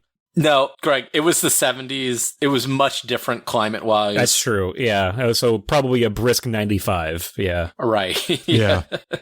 So Devereaux tells Richards that he will regret this day and shambles off under the scaffolding of the Revolution. Is that what it? The New Revolution? Actually, that might be Colossus, the white one, or they're both white, but like I think that one specifically where they are is Colossus, which is a wooden coaster. I do love how there's a lot of business about the stage being set up, and the guy's like, no, to the left, to the left. Yeah, just like super we need to generic. replace 18, 20, 23, 27. Yeah. So my question at this point in the movie is, where the fuck is Kiss? It literally is my next note of like, it's 30 minutes in and we've only seen them in the beginning. And when we do get introduced to them, it's done in alphabetical order. So, you know, there was a whole like 3-hour ass 100, meeting about yes. how we're going to bill this movie. I'm sure they were fighting over the call sheet every single day on set. Yeah. Right. Classic It's- Simpsons joke. Every time Kiss is not on screen, the other characters should be asking, where is Kiss? Right. Because it's like, it's fucking insane how little they are in the first part of this movie. So it goes Chris, Freely, Simmons, Stanley. Just in alphabetical order. That's how they do it in the very beginning, and that's how they do it right now when the band is introduced. And I know you said like this is the beginning of the end for the original lineup, right? Like, so Yeah. And is it's it in those the two order front. of them leaving the band? Yeah. It's their last shot at Interesting. their last little, time in the limelight being built above Simmons and Stanley. Yeah, so Well, it's with Simmons and Stanley. they finally arrive, and Ace is flying through the air, shooting lightning beams from his hand. Paul is Yeah. shooting laser beams out of his eyes and then walking on those laser beams. Gene is breathing fire. Peter is doing nothing in particular. Right. And This is a problem that, some of the do either of members you of know Kiss have- that this is based on the Marvel Comics version of Kiss? okay, I did read something about a comic of Kiss around this time, but I didn't know that exactly, no. Yes, so I did read both of the Marvel Comics that this is loosely based on. Hell yes. Marvel Comics Super Special number 1 and Marvel Comics Super Special number 5. It does add some context to some of the good. things that happen in this. I'm so happy. So they are gifted talismans from a character named Dizzy the Hun, who is like being directed by Doctor Strange.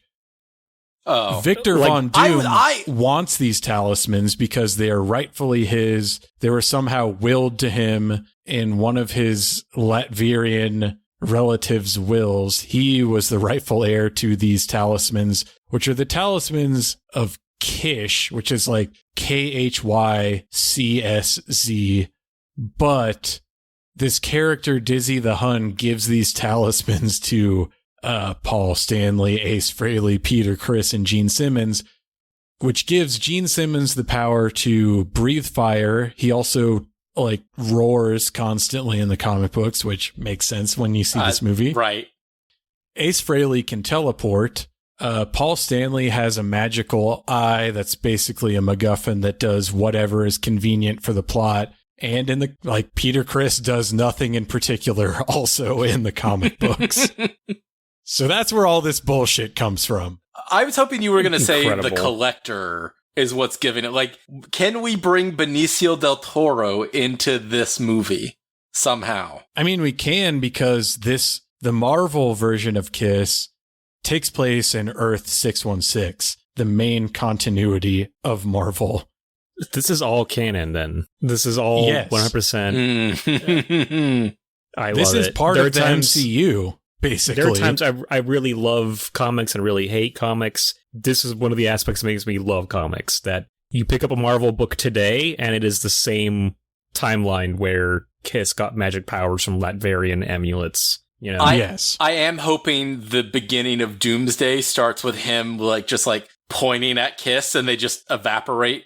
Like they disappear in game. That's the only way I would get into the theaters to see Doomsday nowadays, is if I heard that like a portal opens and Kiss walks out, to fight Doctor Doom. Yeah. That's the thing. It's the next one is about Doctor Doom, so it's like one of those things where it's like whatever that fucking Flash movie was called, where they're like Nicolas Cage as Superman. Yes. I feel like this is possibly too obscure of a reference to even have that sort of nod. Yeah. I do know that the cast of SNL is also canon to Marvel Comics, at least I think the original lineup.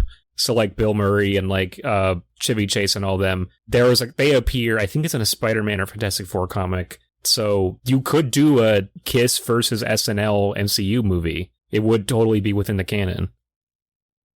So Kiss, Squirrel Girl, and Nothing But Trouble all exist in the same universe.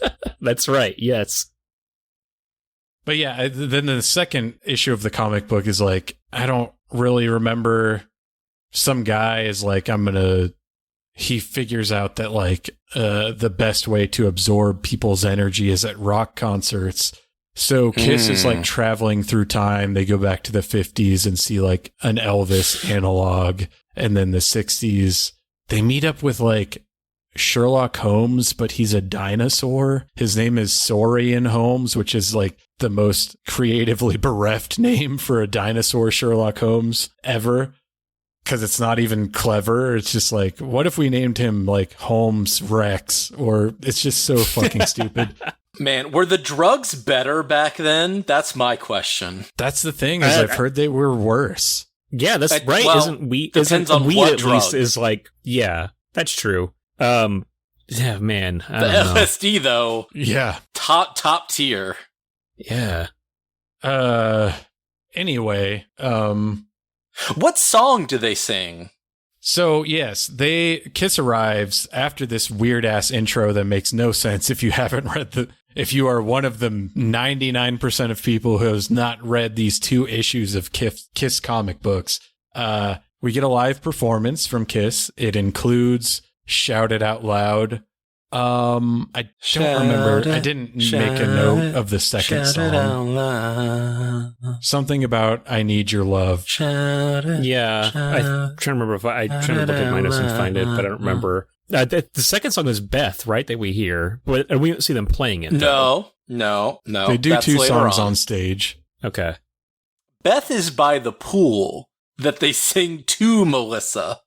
More of As like a You're right. coin serenade. fountain. Yes. A fountain that you throw pennies Yes. into and make wishes. The moment I'm thinking of is when they're singing a song, I think about an underage girl, right? Because there's lyrics about her being 16. Christine 16 plays in the Yes. scene where Melissa is waiting for Sam at like the food Right. court. Yes. While this concert's going on, Devereaux is in his lab with the electronically enslaved Sam, serving as his assistant. For some reason, he has turned Chopper's gang into Revolutionary War soldiers. Kiss finishes up their set, and as they walk backstage, Devereaux instructs Sam to take pictures of their faces from every possible angle, which just means one picture of each of them straight on, apparently. So And you say it, and now like it's connecting to my brain. When they go out to the parking lot, the owner says to Devereaux's like, "You're not going to let me do my American Revolution walk, are you?" Oh yeah. So he's been that's so- preparing right. yeah, for it. That's what these people are for. Okay. I do Yeah. love that they Total do sense. establish too that Um, he is like upset because Kiss is distracting from his like really shitty park exhibits. I forget what he says earlier. It's like my raccoon exhibit or something like that. Something really bizarre like that. It's like Was replaced by this Yeah. Kiss cutout. God. That's what people were just flocking to, that animatronic raccoon exhibit. I mean, look, country bears have a huge following in Disney, so Fair. Yeah. I guess it makes sense. I And, what and theme parks Roland used to walks be- in and he goes, "The animals still speak in your world?" Yeah. Check out not most recent at this point, a couple weeks ago. Listen to our episode on the Dark Tower. But yeah, the theme parks used to be in amazing places back in this time, like Revolutionary War marches, robot raccoons. You could win cigarettes from carnival games, as we witnessed in Roller Coaster. So technically, it makes sense. It was really close to the bicentennial, so American Revolution was really hot. I mean, it was 2 years after. Right, but it's still in the zeitgeist. But you're not to be a real patriot, you have to still be celebrating. Right. Yeah. Yes. Every year I celebrate the bicentennial. Well. Yeah, so Melissa sees Sam taking pictures of Kiss. She breaks past the barricade to talk to him, but she's stopped by security. Kiss sees this, and for some reason they don't like it. And finally, 37 minutes into the film, they say words that aren't them singing. Paul Stanley shoots a star beam out of his eye. He hypnotizes the security guards. Yeah. So when they were flying around shooting the lasers and doing stuff earlier, I thought okay, this is just a stylized introduction to their performance. But then when this moment happened and it fully established that no, Starman is shooting Starman, right? Yes. The names Starman and Space Ace are too fucking close, and their makeup is too similar. Yeah. Honestly, that is a massive failure in branding for Kiss. The two members are basically indistinguishable from each other. But when he shoots that laser out of his eye, or the star beam, or whatever it is, I fucking lost it. I was like, oh, they're doing Kiss with that's what this kind of movie is. It's Kiss with superpowers. I was just to tip my hand, I was already having a pretty fun time with this, although I was falling asleep at this point. But when I saw that laser come out of his eye, I sat up in my chair. I was like, oh my god, oh, okay, we're going here. Thank goodness. See, Chris, this is the bullshit I have to deal with on Weekly Podcast Massacre every fucking week. He's like, I was interested, and then this happened, and I was super interested. It's what makes me come back to, as I put in my first review, they're sniffing their own farts at this point. They're so high on their own supply where they're like, I can be cool. I can have superpowers. We're making a whole lore for our band. We're the coolest ever. Here's the thing. I don't think it's Kiss doing any of that. I think all they give a shit about is the drugs and, the road strange at this point. Right, it's the manager. It's this coin guy who's like, you need comics, you need a movie, and you need continuity between them because you guys are a brand. You're not a musical act. You are a brand. You are Kiss. There's toys of you, right? And t-shirts and lunchboxes and all this bullshit. So the that thermoses, but even if it's the manager pushing that, they're still going along with it. They're still believing in it. There's a pusher man, but then there is the mark, and they are fully in. Yeah, I mean, you watch it's some kind of another Phantom movie, like Phantom of the Paradise. You get locked into a contract. That shit is impossible to get out of. You have no recourse. You're just you signed your name on there because you were offered a bunch of drugs and money. That's Faustian. That's it. You're stuck. It's a bit different when. So, couple things. I want to point out that part of the dynamic of the original lineup of Kiss is, as we mentioned earlier, Peter, Criss, and Ace Frehley, substance abuse problems. Paul Stanley, Gene Simmons, famous teetotalers. I've never had a drop of alcohol in my life. So they were not doing it for drugs or whatever. I think I disagree with you, Murph. I don't think that they are sniffing their own farts, really, because like I said, this is based on the Marvel comic book. They didn't write that. So when they're using their superpowers, it's not like, oh, I'm Gene Simmons, I can breathe fire. They're just going with what someone told them was going to be Star Wars meets Hard Day's Night. Yes. While they do often and thoroughly huff their farts these days, I don't really get that. I think this was just a shit show from beginning to end. That's my impression of it. I will say they do need their own Paul Williams, but it's the much better songwriter than anyone in Kiss. Total. No Paul argument Williams there. is great. If there's one thing we agree on tonight, yes. Virgil from Battle for the Planet of the Apes? Yeah. Come on. Oh, hell yeah. Great. Him and Kermit, fantastic duo. I don't know, but it's the fact that they're okay with this, that they're good for it. And again, if they're teetotalers, like I expected, they at least, sex addicts probably. Yeah, I don't think they were cool with this. One of them is dubbed over because he refused to show up to loop his lines. I think that was Ace. I think that's right. That's drug. It wasn't refused, was physically unable to. Right. Well, okay, there. Yeah.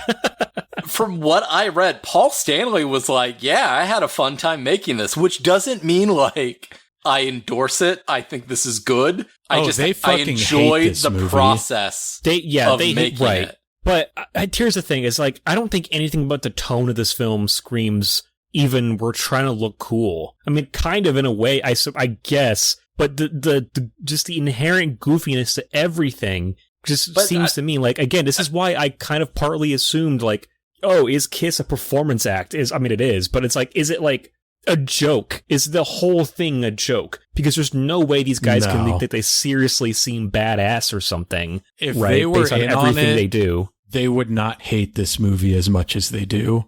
That's when I was reading that, I was like, okay, maybe I'm not quite right about this because it seems to me these are guys who are we want to make a live action Scooby-Doo film, but that's not the case at all. But that's the thing. They do it, and in the moment, they're super serious. They're whole in on the lore, and it doesn't work. And then they pivot to well, no, this wasn't us. Super serious, or they can't emote because they're not actors, and 50% of them are fucked up on drugs. Yeah. The one with the most dialogue, actually, I think, is the one that right. I'm trying to think of who talks the most. It's mostly probably Stanley. It's either Paul or Ace. Right. Yeah.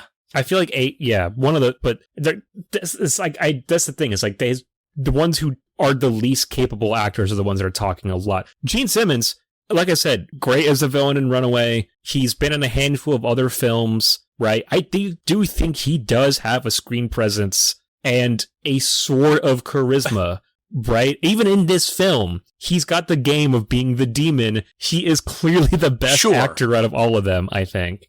But there is a difference between screen presence and actual ability to emote. I didn't say he was a good actor. I just said he's got a screen presence. For sure. And they're doing this with fucking cat face paint on, so it's That's also the thing I wanted to get into about watching Lick 'Em Up. I think Paul Stanley is a pretty attractive male. Gene Simmons is a orc that you've painted bronze, almost. It's like the Donald Trump tan thing. But he is so fucking ugly. I understand why they're let's put makeup on Shots him. fired. Yeah, and I gotta say, Vinnie Vincent, weird fucking dude in that video, not a looker. Eric Carr is a pretty, average to above average looking guy. But yeah, Paul Stanley is the looker of the original It's very four. attractive. Vinnie Vincent kept making me think of an 80s adventure fantasy movie, Never Ending Story or Labyrinth or something like that. He should be attached to that kind of thing. He's very tiny as well. No other comments on that? Okay. I know a lot about fucking Kiss. More than I ever thought I would. It's someone that says they're not a fan, but they own a shirt. Big Vinnie Vincent fan, not a big Kiss fan. Sure. That's understandable. Yeah, so Kiss is somehow they know Melissa's looking for someone, and Paul tells Melissa that Sam is still in the park, and then they walk away. But it's yes, of course he's fucking still in the park. You saw him 3 seconds ago taking pictures of Kiss. It's even weirder that they're we know you're not here for us, so now we're interested in talking to you. Yes, it's everything that has to do with Kiss in this movie is super weird. A lot of that's probably behind the scenes stuff, but so 2 security guards are patrolling the park at night when suddenly Gene Simmons Kool-Aid Man's through a wall and breathes fire at them. They call for backup. Gene proceeds to kick the shit out of them and busts down a concession stand. I mean, this is Brian James too, right? That gets beat up by him. I think, right? He's one of them. He's one of them. Yeah. But he's not the one that gets his arm almost ripped off, as we hear. Yeah. But this was so, like, I'm wondering if you had the same thought, Chris, because I know you watched a lot of it not too long ago, but this was very Incredible Hulk to me. Him busting through the wall. Yep. Man, I loved it. This shit was so funny to me. Gene Simmons, he's a lot of things, but he is no Lou Ferrigno. That's true. Look, I'm not saying he holds a candle to Lou. Yeah. I don't know. I'd be interested in like a debate between those two. I'd love to see where they land on Israel versus Palestine. I was gonna Well, say, I know where one of them lands because he's from Israel. So. Yeah. I was gonna say, I thought a big Palestinian. I thought that you were going to say you would like to see Gene Simmons as playing the Abomination, you know, like an Incredible Hulk villain. That could be interesting. You called him an orc earlier, so well, yeah. I think he kind of fits the bill. I mean, this could have worked better as a TV show with the exact same setup as the Incredible Hulk of like, this explains why we have to go on tour because every city we show up, there's a guy who's named not Gene Simmons, but like Gary Schwartz, who just happens to be in the middle of something. This guy turns into the demon and starts righting the wrongs of this small town in southern Utah.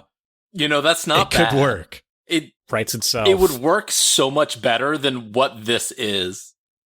Yes.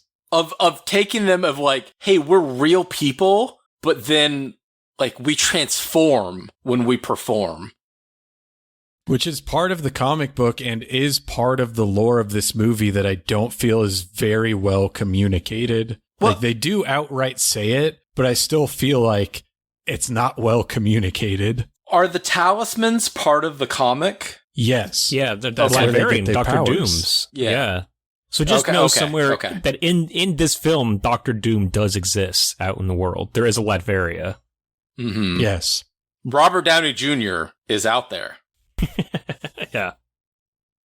What's the guy from Nip Tuck? Oh, he's out there. The guy from Dylan. Nip Tuck. Julian something? Oh, the other one. I was thinking the guy that was in the Stepfather remake. No. The one that played Dr. Doom. That just recently passed away, right? That's right. I think he did, yeah. R.I.P. Julian from Nip Tuck. Julian McMahon? Yes. Mystery solved. R.I.P. Oh my god, I forgot Kerry Washington. We cannot go on a Kerry Washington tangent. Murph. We gotta get through this fucking dog shit. No, hold on. Because she's going to be in Wake Up Dead Man. Let's get into Ryan Johnson. Okay, sorry.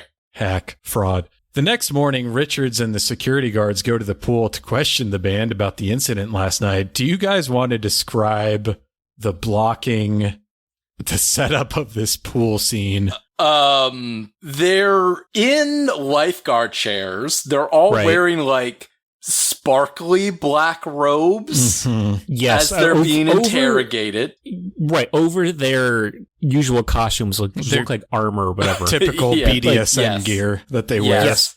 But this does sort of weirdly posit Kiss as maybe like a cult or something. Like they look like I don't know, evil wizards or some shit. Which maybe the Dr. Doom connection is making even more sense now. Now that you mentioned that they're Latvian amulets, I'm like, this is really all coming together in my brain. Well, so they're not Latvian amulets. The amulets come from the land of Kiss, KHYCSZ, but they were willed to Victor Von Doom when one of his relatives passed away. Interesting. But as Gene Simmons as the demon shows up, he has like 8-inch platform shoes, which are ridiculous. I do not think I could operate my daily life in these shoes. They're like dragon serpent things. In the comic books, he can shoot them off and they come alive and attack people. That's incredible.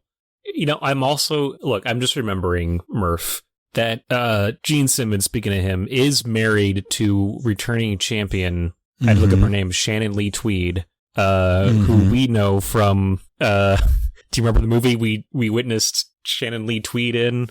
We witnessed a lot of her, I'll just say. Not a Slumber Party Massacre 2? No. Around that era, a little later than that, I think, late 80s.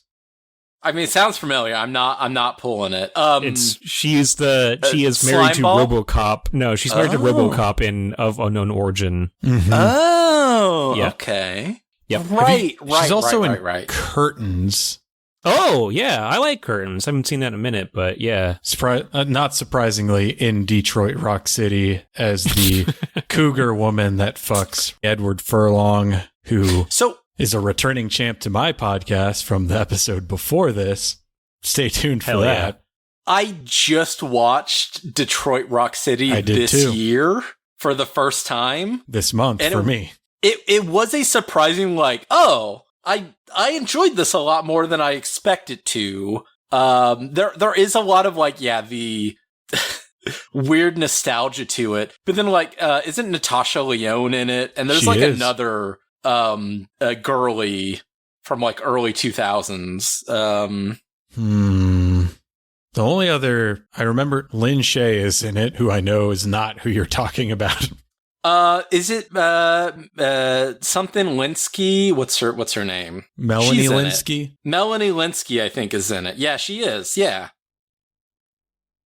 Yeah, I don't know who that is, but she's in it.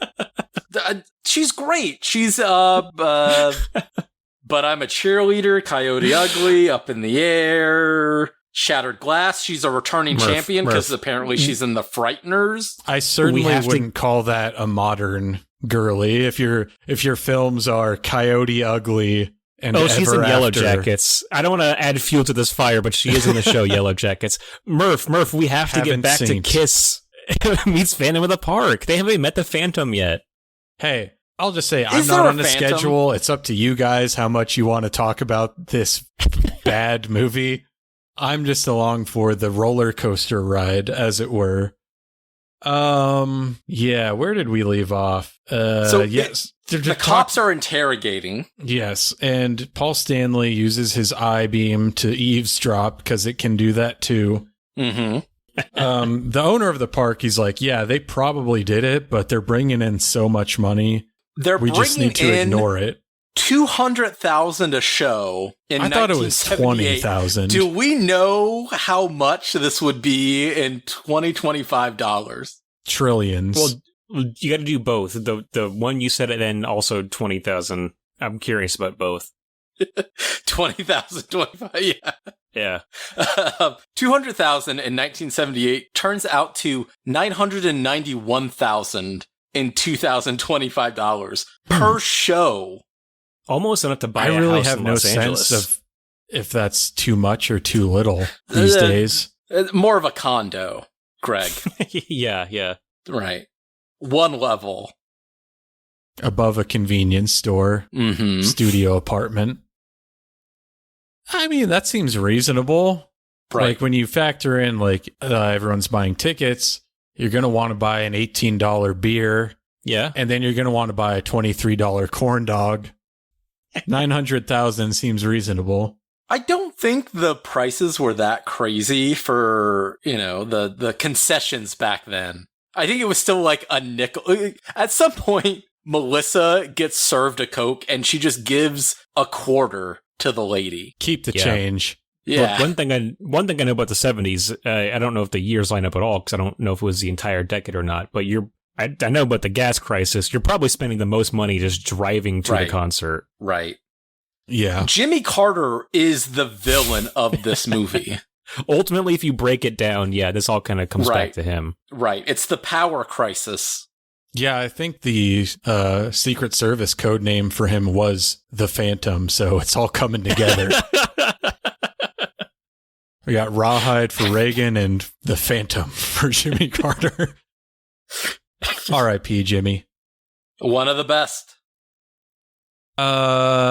Yeah. Kiss decides they better find out who the culprit is, which is very Scooby-Doo. And Melissa approaches Kiss and asks them for their help in finding Sam. They take her back to their suite and show her their talismans, which is not an innuendo. They have a, not briefcase, but cigar box where they keep their talismans, which is the source of their power, without which they are just ordinary human beings. So this is where, when I say that some of the editing choices in Attack of the Phantoms are baffling, in Attack of the Phantoms, she talks to them backstage, then she goes to Devereaux, and then they just cut to her at the fountain, and Kiss is singing Beth. And that's the point at which I too fell asleep for like 10 minutes. And I wake up and they're playing Beth and talking about talismans. And I was thinking, oh, I must have missed like the bulk of the exposition. Nope. No rhyme or reason to it. They just start playing Beth, even though she's spoken like 2 words to them in that edit. It is so weird that it's just like, it's not set up at all. It's like we don't get any introduction. It's just like, hey, do you want to hear a song that we wrote that you probably know about that your boyfriend's missing, but we want to comfort you in any way that we can and maybe get in your pants. It's a pretty sexy song. I think it's just, like you mentioned, they did not, have time to write any songs for this. So it's just like, we'll just fill it with, our most well-known songs because we have to do something here. And it's like, this is the only moment that vaguely kind of supports the tone, of Beth. It's the only song in it, though, that is like kind of that, I don't know, like musical, where they live in a universe where people just sing songs that dictate what's going on screen. Although her name is fucking Melissa, kind of seems like they could have just made her be named Beth. Right. They do intercut this with what's his name, Sam, trying to steal the talismans. So they're like, there's a reason to it of like, oh, we fuck up the chords for a second because of this. But yeah. He touches it and gets zapped, and Kiss feels that, but then just continues singing. Like they don't actually think it's weird that they all had this moment, Yeah. And at this point, it's revealed that Devereaux has already built a mechanical Gene Simmons. Surely he was the one that attacked the guards last night. And we get another Kiss concert. They play I Stole Your Love. Gene Simmons breathes fire, but he uses gasoline, which is weird because in the universe of this, like, he can breathe fire. He can do it, right. Yeah. Far be it from me to say that this could have used a second pass, but I want to say I don't recall. I think the writers of this also just wrote one other movie that was another made-for-TV movie, so... It was the 70s. You didn't need that much to get a job. It's really just confidence and cocaine. But also, now that you say that, when you're like, it was the 70s, one of the things I love about the 70s is it predates our obsession with canon, where not everything had to make logical sense. But then it's, on the other hand, like, we're tying this into this Kiss comic book. Exactly. So it's like they do have this obsession with canon. They again, I'm coming back to they're sniffing their own farts. They love the lore of Kiss that they're creating. I don't think they know a single, detail about the lore. I think Gene Simmons is so happy that is like, Simmons, I can growl. I'm like a fucking animal. I'm the demon. Yeah. Like, that's the whole idea of his character. I am kind of willing to exceed or give you that. Concede, yes. Concede that point on the part of Gene Simmons, because I want to say it was like 1981 they came out with an album that was called Music from the Elder. That was like a concept album based on this story that Gene Simmons wrote that they were also going to make a movie of, but didn't end up doing. So I could see at least Gene Simmons being super into like we're cultivating lore and canon of the fictional version of Kiss. The other three, I don't think give a fuck about it. So I just looked it up. I'm barely younger than Gene Simmons in this movie. In this film, okay. In this film. Not overall, because he's like damn near 80. Right. I mean, he is, right, born in Israel, let's see, 76 years old. Yes. Birth name, Chaim Witz, born in, I want to say, Haifa, Israel. Yeah, Haifa. Yeah, you're right. I am the 5-star general of the Kiss Army. I fucking know everything. What's his you're height? You're kind of like the desert fox of the Kiss Army, though. Like, you know all these things and have all this knowledge, but you're not, like, into it, you know? Yeah, you know, people ask me, like, how do you know so much about XYZ? It's like, because I did a podcast. I fucking lived with this shit for a month. You don't come out of that without, like, knowing a few tidbits of trivia. So most of my friends are not, like, real movie people. So I'm constantly asked, like, how do you know that? And it's like, well, I don't know any sports, like, statistics. Yes. Yeah. That's what I've filled it with. That's what I say to, I have a friend who's a huge gun nut, knows everything about firearms. He'll ask me, how do you know, like, what Neil Breen is? I'm like, just imagine how much time you spend studying guns. I spend that time on Letterboxd looking at random fucking bullshit that no one cares about. My younger brother is a car guy, massive car guy, can go into details about specific rims on Fords in a specific year, you know, and how they differ from the next year's rims on those models. And we kind of have a tacit agreement that, like, when we are talking to each other about either movies or cars, the others does just have to be silent and listen to what the other one wants to say. So I can go off about a 40s Western, and he just has to sit there and take it. And he can go on about, you know, again, carburetors and axles. And I'm just like, okay. Carburetors, man. Listen. That's what life is all about. There are times like that where we do come together. We're both fans of things certain time, you know. That's a 360. Yeah.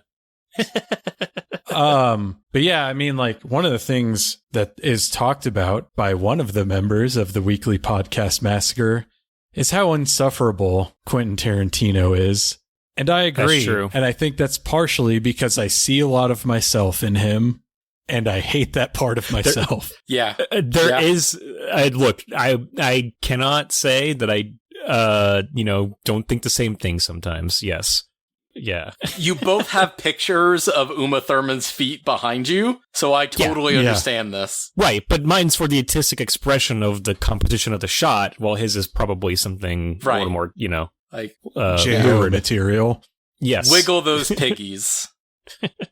Devereaux sends Sam to break into the Kiss suite and steal their talismans. While this is going on, Beth, Melissa pensively stares into a fountain, wanders around aimlessly, and while she's wandering, she sees Sam and runs up to him. She hugs and kisses him and realizes there's something not right about him. She screams out. Kiss comes running. They realize that their talismans have been tampered with, but luckily, they're protected by a force field, so Sam wasn't able to steal them, and Kiss sets off to find out what Devereaux is up to. And this next scene, Jesus Christ, they make their way to a roller coaster, and who do they find at this roller coaster?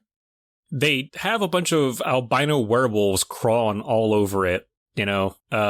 It's great. Like I said, I think this is Colossus, the wooden coaster, which during Fright Fest every Halloween runs backwards. Fun fact. Ooh.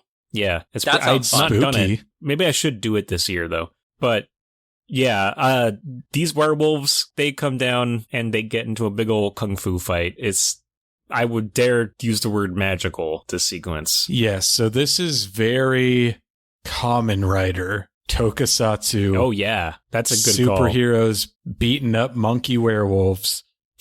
And this is again one of those points where Attack and Meets differ, because in Meets, the US version, it's just like music they licensed from some library, like funk disco shit. But in Attacks, this is actually Ace Frehley's song New York Groove, which is, I want to say, was featured recently in a trailer for, I don't know, like Nobody 2? One of the, something like that. I don't think Nobody 2, but Back in the New York Groove is one of like the songs that I want to use for my Ghostbusters reboot. Yeah. Kron from 5DR's favorite song. Wow. And I will say, like, probably the best song from the 4 solo albums. It's pretty great. It's pretty good. Fantastic. It's a great song. Oh, yeah. I mean, we did just glaze over the whole part of who'd rip off our talisman, and then Gene Simmons responds in the modulated voice demon of voice. Yeah. It has someone who wants our power and wants to deny us ours. His voice always has like either, I can't remember the specific effect, either like a flange or a phaser. Like it's just basically just run through a guitar pedal. And so it's okay. Well, I don't know that for a fact. That's just my impression of what I know from like guitar effects, is that's what it sounds like. Other times he just roars like a lion. Well, to answer the question of like who would steal this, fucking anyone, because it gives you magical powers. Sure, why not? I would love to breathe fire, teleport, shoot things out of my eye, and do non-specific things. I thought for a second that the Catman's power was going to be jumping, because he is the first one to jump over the fence. I was like, oh, that makes sense, like a cat. And then the others just do it. And I'm like, yes. Okay, I guess it's not a special thing for him then. Yeah. Should we start a band? Smooch? Is that where we're going to get to at the end of this podcast? We should just start a band? Smooch is not a bad band name. I would listen to a band called Smooch. Yeah, I think we got to just get back in the New York groove and really start hammering this out.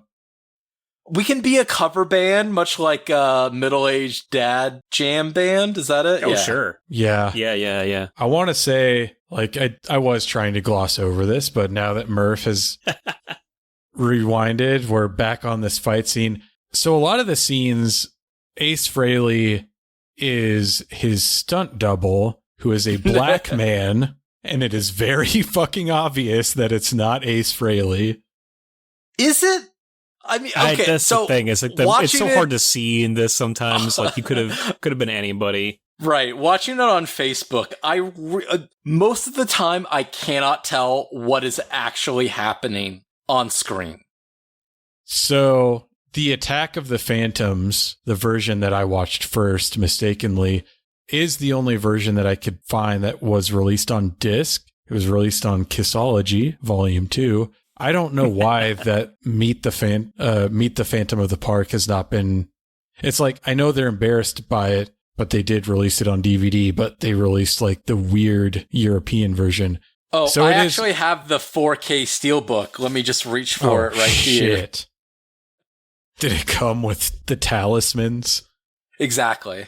But yeah, so the first iteration I watched this in is higher image fidelity. It's very obvious that it is a black man being Ace Frehley half the time. Hey, well, it does not Gene Simmons and Paul Stanley and Ace Frehley and the other guy have whiteface?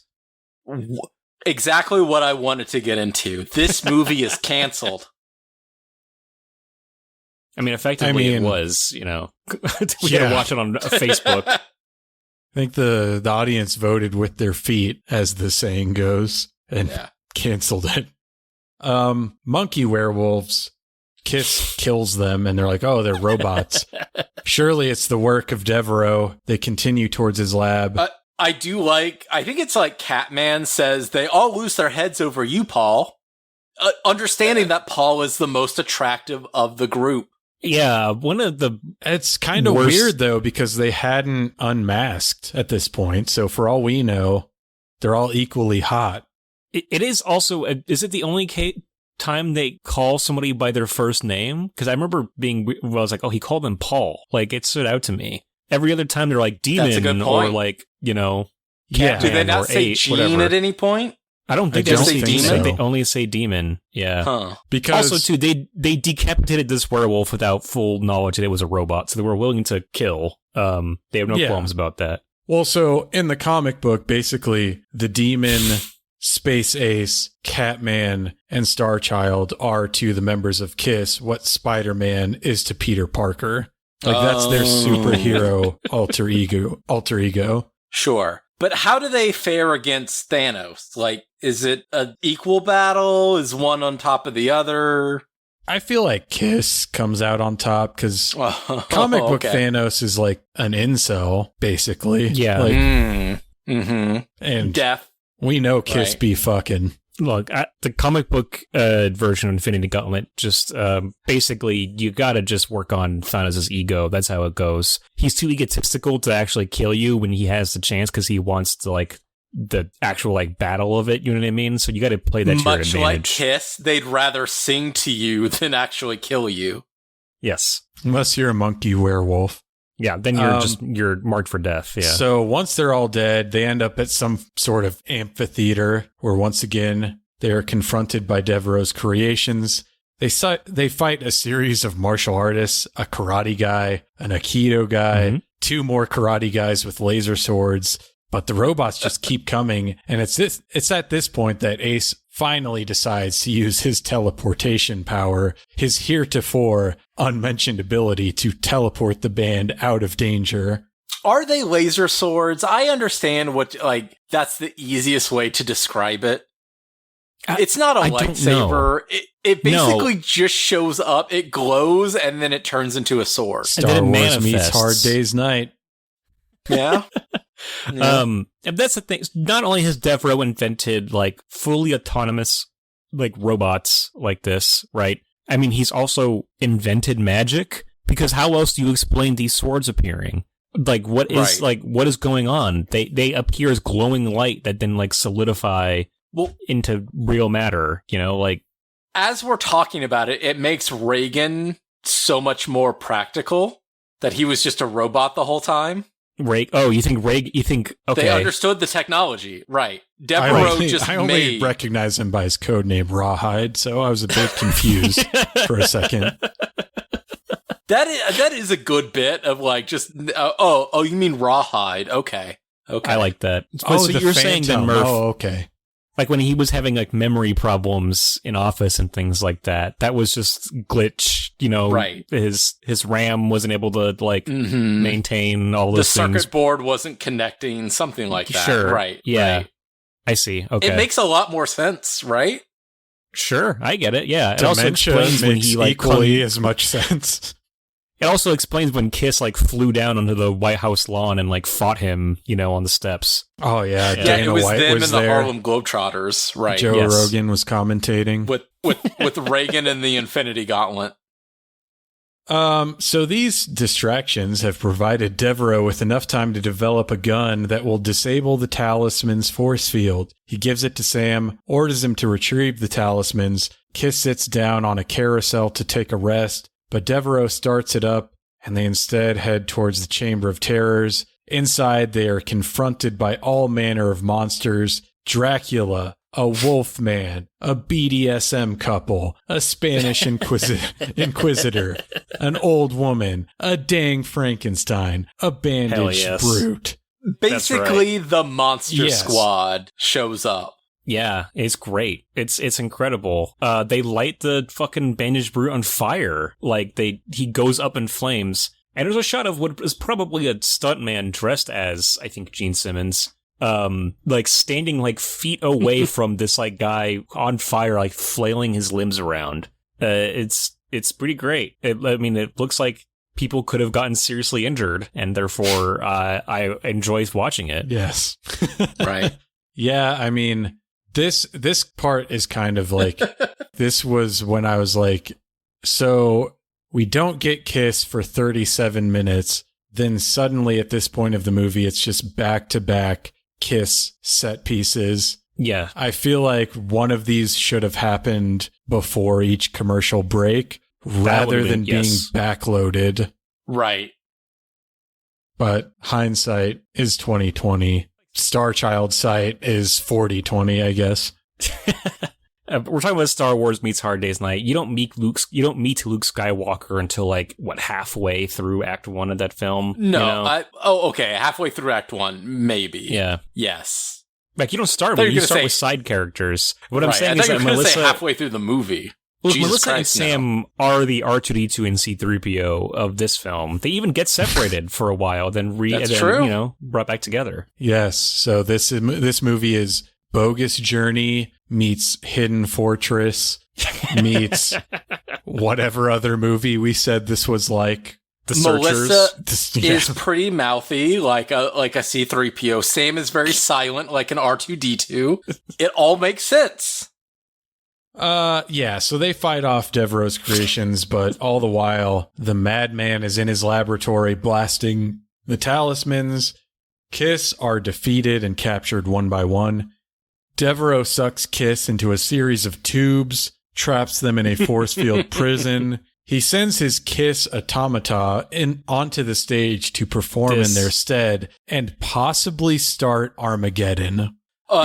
As he said, Armageddon is coming to this park tonight. And then the best joke of the film what does he say? I am forgetting exactly, but... I've arranged for you boys to have front row seats as he turns his station around and you have the tiniest TVs at least 25 feet away from the boys. Not very front row. I don't know. I thought I wrote it down, but I did not remember the line. But they imply Armageddon is a band that sucks, which I laughed at. Yes, I didn't. So, I don't know, like, maybe I'm just dumb, but it did take me a really long time to realize that Meets the Phantom of the Park was Phantom of the Opera. Because they really, like, other than him being in an underground lair, I feel like they're not really... I just wasn't getting Phantom of the Opera from this.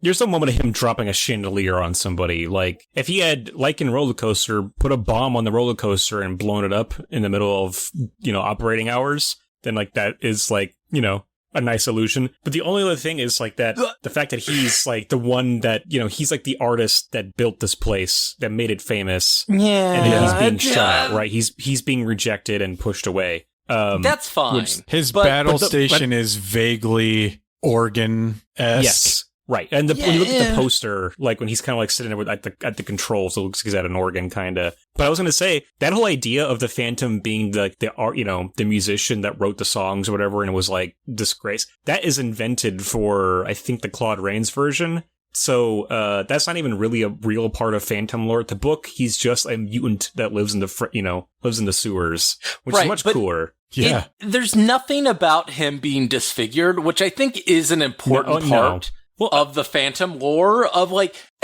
we have covered at least Phantom of the Paradise, but there's we didn't cover Phantom of the Paradise. We covered Phantom of the Mall. But Phantom of the Paradise also has comparable in quality. Them being, disfigured. Mm-hmm. Yes. Which I think is just such an important part of the lore of that story, of that, like, they're in love with someone that they feel will not love them because of the physical attributes that they have.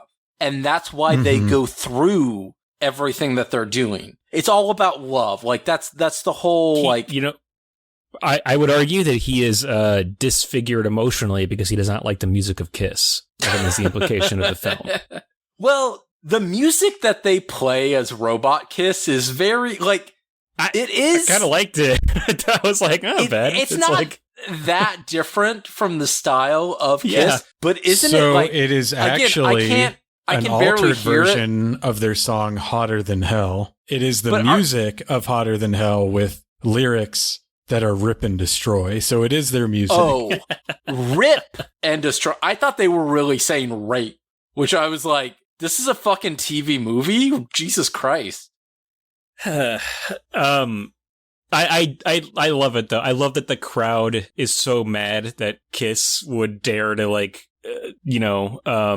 tell people to rebel and do bad things. They start booing. Not play the hits. Yes, that they're like, this is an evil Kiss, and we are not fans of this because the Kiss army, they are a force for good in the world, so they're not going to take this laying down. Yeah, super weird. It's kind of like, as I said, I really didn't know much about their early career in music other than what I learned from Detroit Rock City. So after listening to their initial albums and then seeing this, where it's like, it's so fucking weird that they were so controversial just because they wore makeup on their face. Like, nothing about their music is satanic. As you were saying, Greg, like, they're like, the audience is mad because this isn't the wholesome Kiss we know. Right. It's so fucking weird. I will never understand Kiss as a concept. I mean, they really seem to highlight children in the crowd too, like little kids who are here to see Kiss, and like preteens who are painted up like the various band members. Like it is so clear. I mean, just everything about this film, it's like, this is a band for children. That's what was coming across to me in this. Yeah. It's, members of Kiss use their combined mind powers to levitate the talismans to them inside Devereaux's energy prison. And just as the crowd is about to destroy the entire park, the real Kiss flies onto the stage. Each member fights and defeats their robot doppelganger. And with that out of the way, Paul asks the crowd, "Are you ready for the real Kiss? Are you ready to rock and roll?" They once again launch into rock and roll all night. The angry mob has been given a constructive outlet for their pent-up aggression, and the end of the world has been averted, or whatever. I could see it. I mean, this guy has robot monkey werewolves. I don't think U.S. military, is standing a chance, honestly. Come on. They're albinos as well. Please. Yeah. Are they albino or are they leucistic? Because there's a difference. They don't have pink eyes. Oh, see? Don't need to... Abominable snowmans, or are they, Yetis? It's culturally, what do you say? Back at Devereaux's lair, Melissa is demanding that he turn Sam back into a regular human. Richards explains that Abner Devereaux can't hear her. Kiss arrives and Paul is very unceremoniously removes the chip, which is just a capacitor that Devereaux implanted in Sam's neck, and the boy returns to normal. In Attack of the Phantoms, he uses his laser eye to remove it, which I feel like is probably better than just much better plucking it off his neck like a tick. Yes. All is right in the world except that Abner Devereaux, for some reason, has turned into an old man vegetable. He created Kiss to destroy Kiss, and he lost. Murph, you were mentioning the whole thing of him, like, not being disfigured like the Phantom. But I would argue, I think this is revealing that he has been an old man this whole time. What I took from this, and I don't know if this was ever a thing, or if the movie was actually trying to imply this at all, but I got that the Devereaux we've been seeing the entire time was actually indeed a robot for the whole movie. And that this was actually the real Devereaux that has actually been down there on the ground the entire time. This is the face behind the mask, if you will. But I'm probably wrong about this. I probably am just giving way too much credit to Kiss Meets Phantom of the Park. I didn't get that at all. I think you're thinking into this much more than any of the creative heads behind this movie. Yes. That is my specialty, I think, when it comes to movies. A justification for things that had no at all justification. Yeah, I read it as, fuck it, 50% of the cast is blitzed out of their gourd. He's an old man, why not? Who gives a shit? Most of the kids watching this have already passed out. The parents don't care at all. Kiss returns to the stage to close out their set with God of Thunder, credits, Kiss Meets the Phantom of the Park. Thoughts, gentlemen? And, so we should discuss what we're going to rate this out of. I really didn't put much thought into it. Talismans, robotic albino werewolf monkeys. there's only one real rating system, and we didn't even talk about it the whole time. Obviously, we got to rate it out of tongues. Oh, yeah. You do only see him in one there's like one shot where he's on stage where he does the tongue, There's a couple shots that he does it, yeah. I think, though, if you'd done it anymore... But that's anymore, like the big thing of Kiss. Right. If you'd done it anymore, I think you would have to, make this rated TVMA at the very, least. Shoot. I don't know. I'm all into Kung Fu albino werewolf monkeys, That or robot Kung Fu Draculas or Kung Fu robot Frankenstein. There's any number bandaged of brutes. Kung Fu robot. Bandaged brutes, 100%. Well, let's just go with whatever variation of robot, werewolf, monkey, albino, robot you feel comfortable with. Pleasure. So yeah. Let's hear those reviews. I'll start because I feel like mine's going to be the most positive, and we'll start with that, I think. Well, so then maybe we start with Murph and do a review sandwich. Okay, that sounds good. I think this is actually kind of a grueling experience. Both times it was such a slog to get through any of it. I talked about it, I enjoy a lot of the melodies of the music. I don't think the lyrics are anything deep, but I can enjoy the songs for what they were. It's just a disjointed, bare bones production. It really feels like they had the basis of a script, just a structure skeleton. They had Kiss come in, maybe some improv, but overall, it's not for me.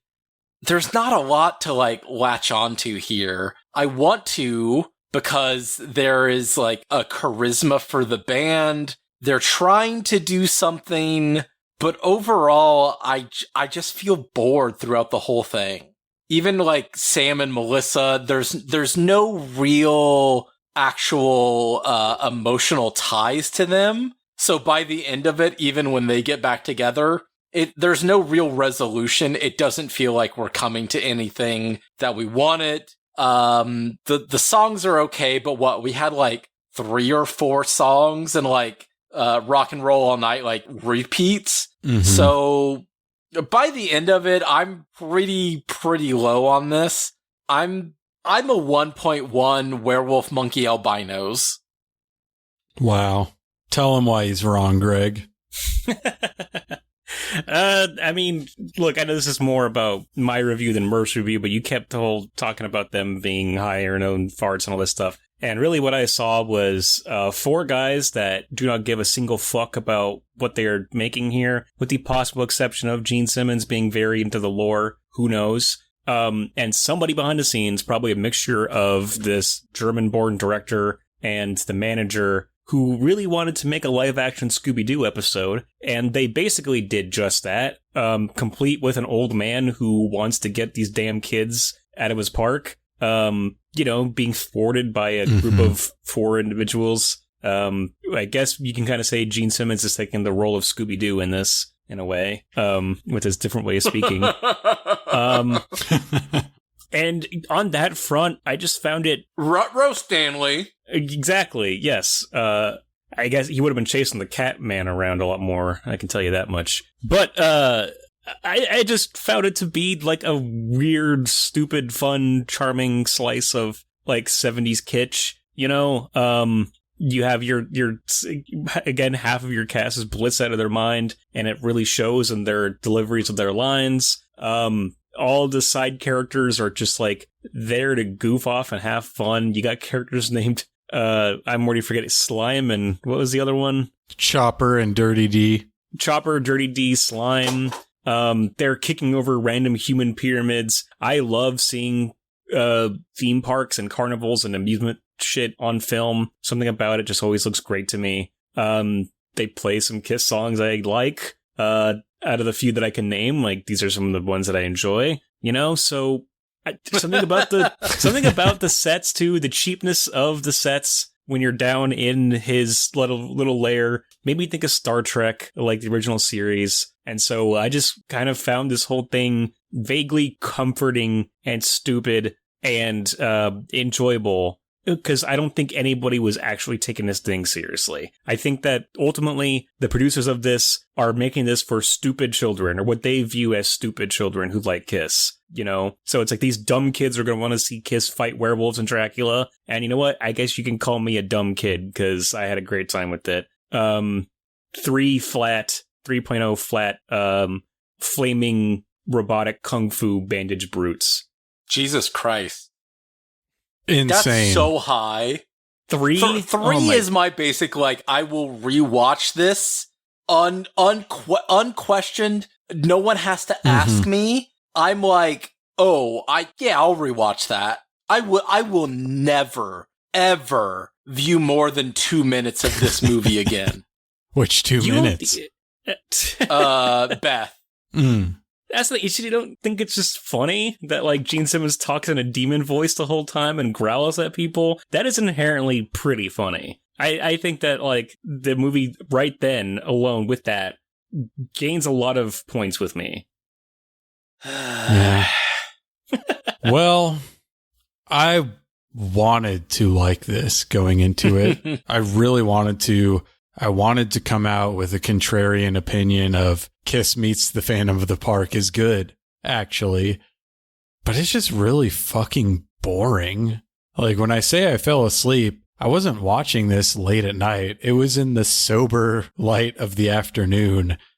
And it was before Kiss showed up, so it was less than 40 minutes into the movie that I fell asleep. I think on paper, you're right, Craig. They wanted to do a Scooby-Doo. I don't think they pulled it off. I think a lot of it has to do with the behind-the-scenes drama. What can you do about that? My whole life, I've heard about this, and I've led to believe, it's this super campy, so bad it's good type thing. I didn't even really get that, because Kiss is in so little of this film. It's just really a big fucking nothing for like 45 minutes. I will say that, like, I love a TV movie. This clearly had more of a budget because there was than your typical one, because there's location shooting at Magic Mountain. There's a lot more camera angles, camera movement, shot setups than you would typically see in a TV movie. Like, the live performances, that stuff is well shot and well directed. That's not enough to make me like this. Most of the TV movies that I ever remember never had, like, the star power that they had for Kiss. True. Absolutely. I will say, reflecting back on how much of this movie is that concert footage, that actually might shave maybe 2 points or 0.2 points off of my rating. I'll go with 2.8. You know, I'm trying to get out of the headspace that 3 and below 3 is like unwatchable for me, because it's not true. But I will say those concert scenes were terrible for me. Those concert scenes were going on way too long. So yeah. Below 3, I would say is there are possible watchable movies, but they're not rewatchable movies. That's the basis of it.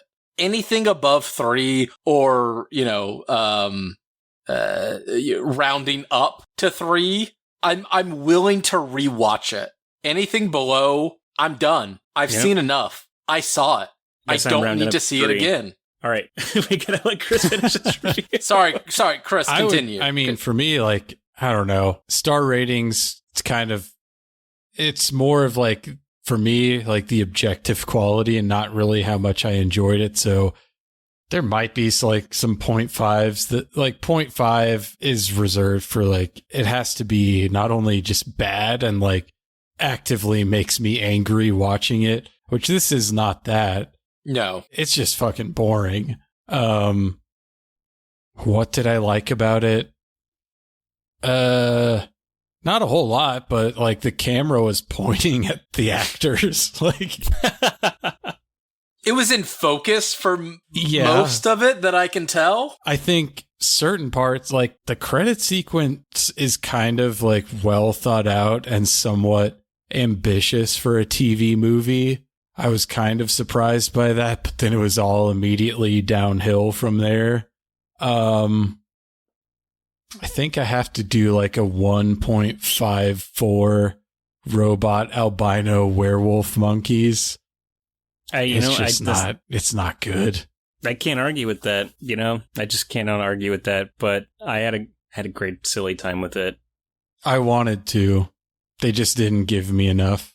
But you have been to Magic Mountain, so like there's some nostalgia there as well. A little bit. I don't know. Sure. I don't even feel that strongly about Magic Mountain. I like it, and the rides are fun, but I would rather go to other theme parks in the area. It's always way too hot. The lines are insanely long for how short every ride is. They have people Batman keep kicking over your human pyramid. Yeah, you try to make a human pyramid and some fucking biker jerks come up and kick you over. Right. You can't even win cigarettes at the carnival games anymore. But Greg is the gorilla that's chained up. Actually, that is how I That is how I feel. Primary revenue.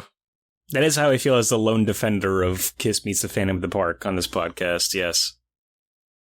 Yeah, I mean that's 1978's Kiss Meets the Phantom of the Park.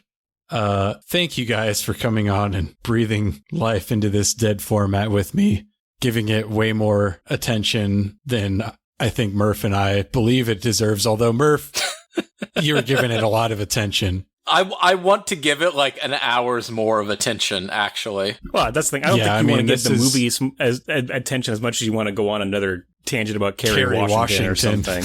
Yeah. But tell the fine folks out there where they can find you, anything you've got in the works.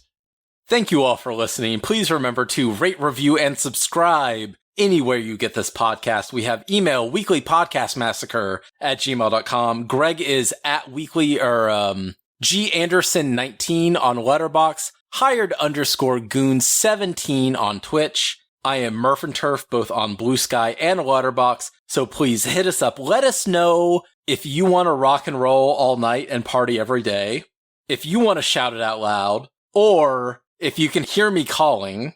And until next time, who'd rip off our podcast? I wrote down so many. This thing with me taking physical notes these days. I will podcast all of you. I just kind of love when he screams that out at one point, seemingly unmotivated. I'm scanning for quotation marks because I have a decent one. Let me see. What the fuck did that guy say? Can I suggest one for you? Yeah. Murph and Greg don't hurt anybody unless they want to. Yeah. Fuck. Oh, there's nothing else for me except this podcast. Brilliant. So yeah, check out Weekly Podcast Massacre. They've got some good movies lined up this month. On behalf of Greg and Murph, I'm Chris, and this has been another episode of Dead Formats. If you have any questions about the show, or if you have a dead format topic that you'd like to hear me cover, or if you have any suggestions for potential guests, please reach out. You can email me at deadformatspod@gmail.com, or you can reach out to me on Instagram at deadformatspod. Thanks for listening.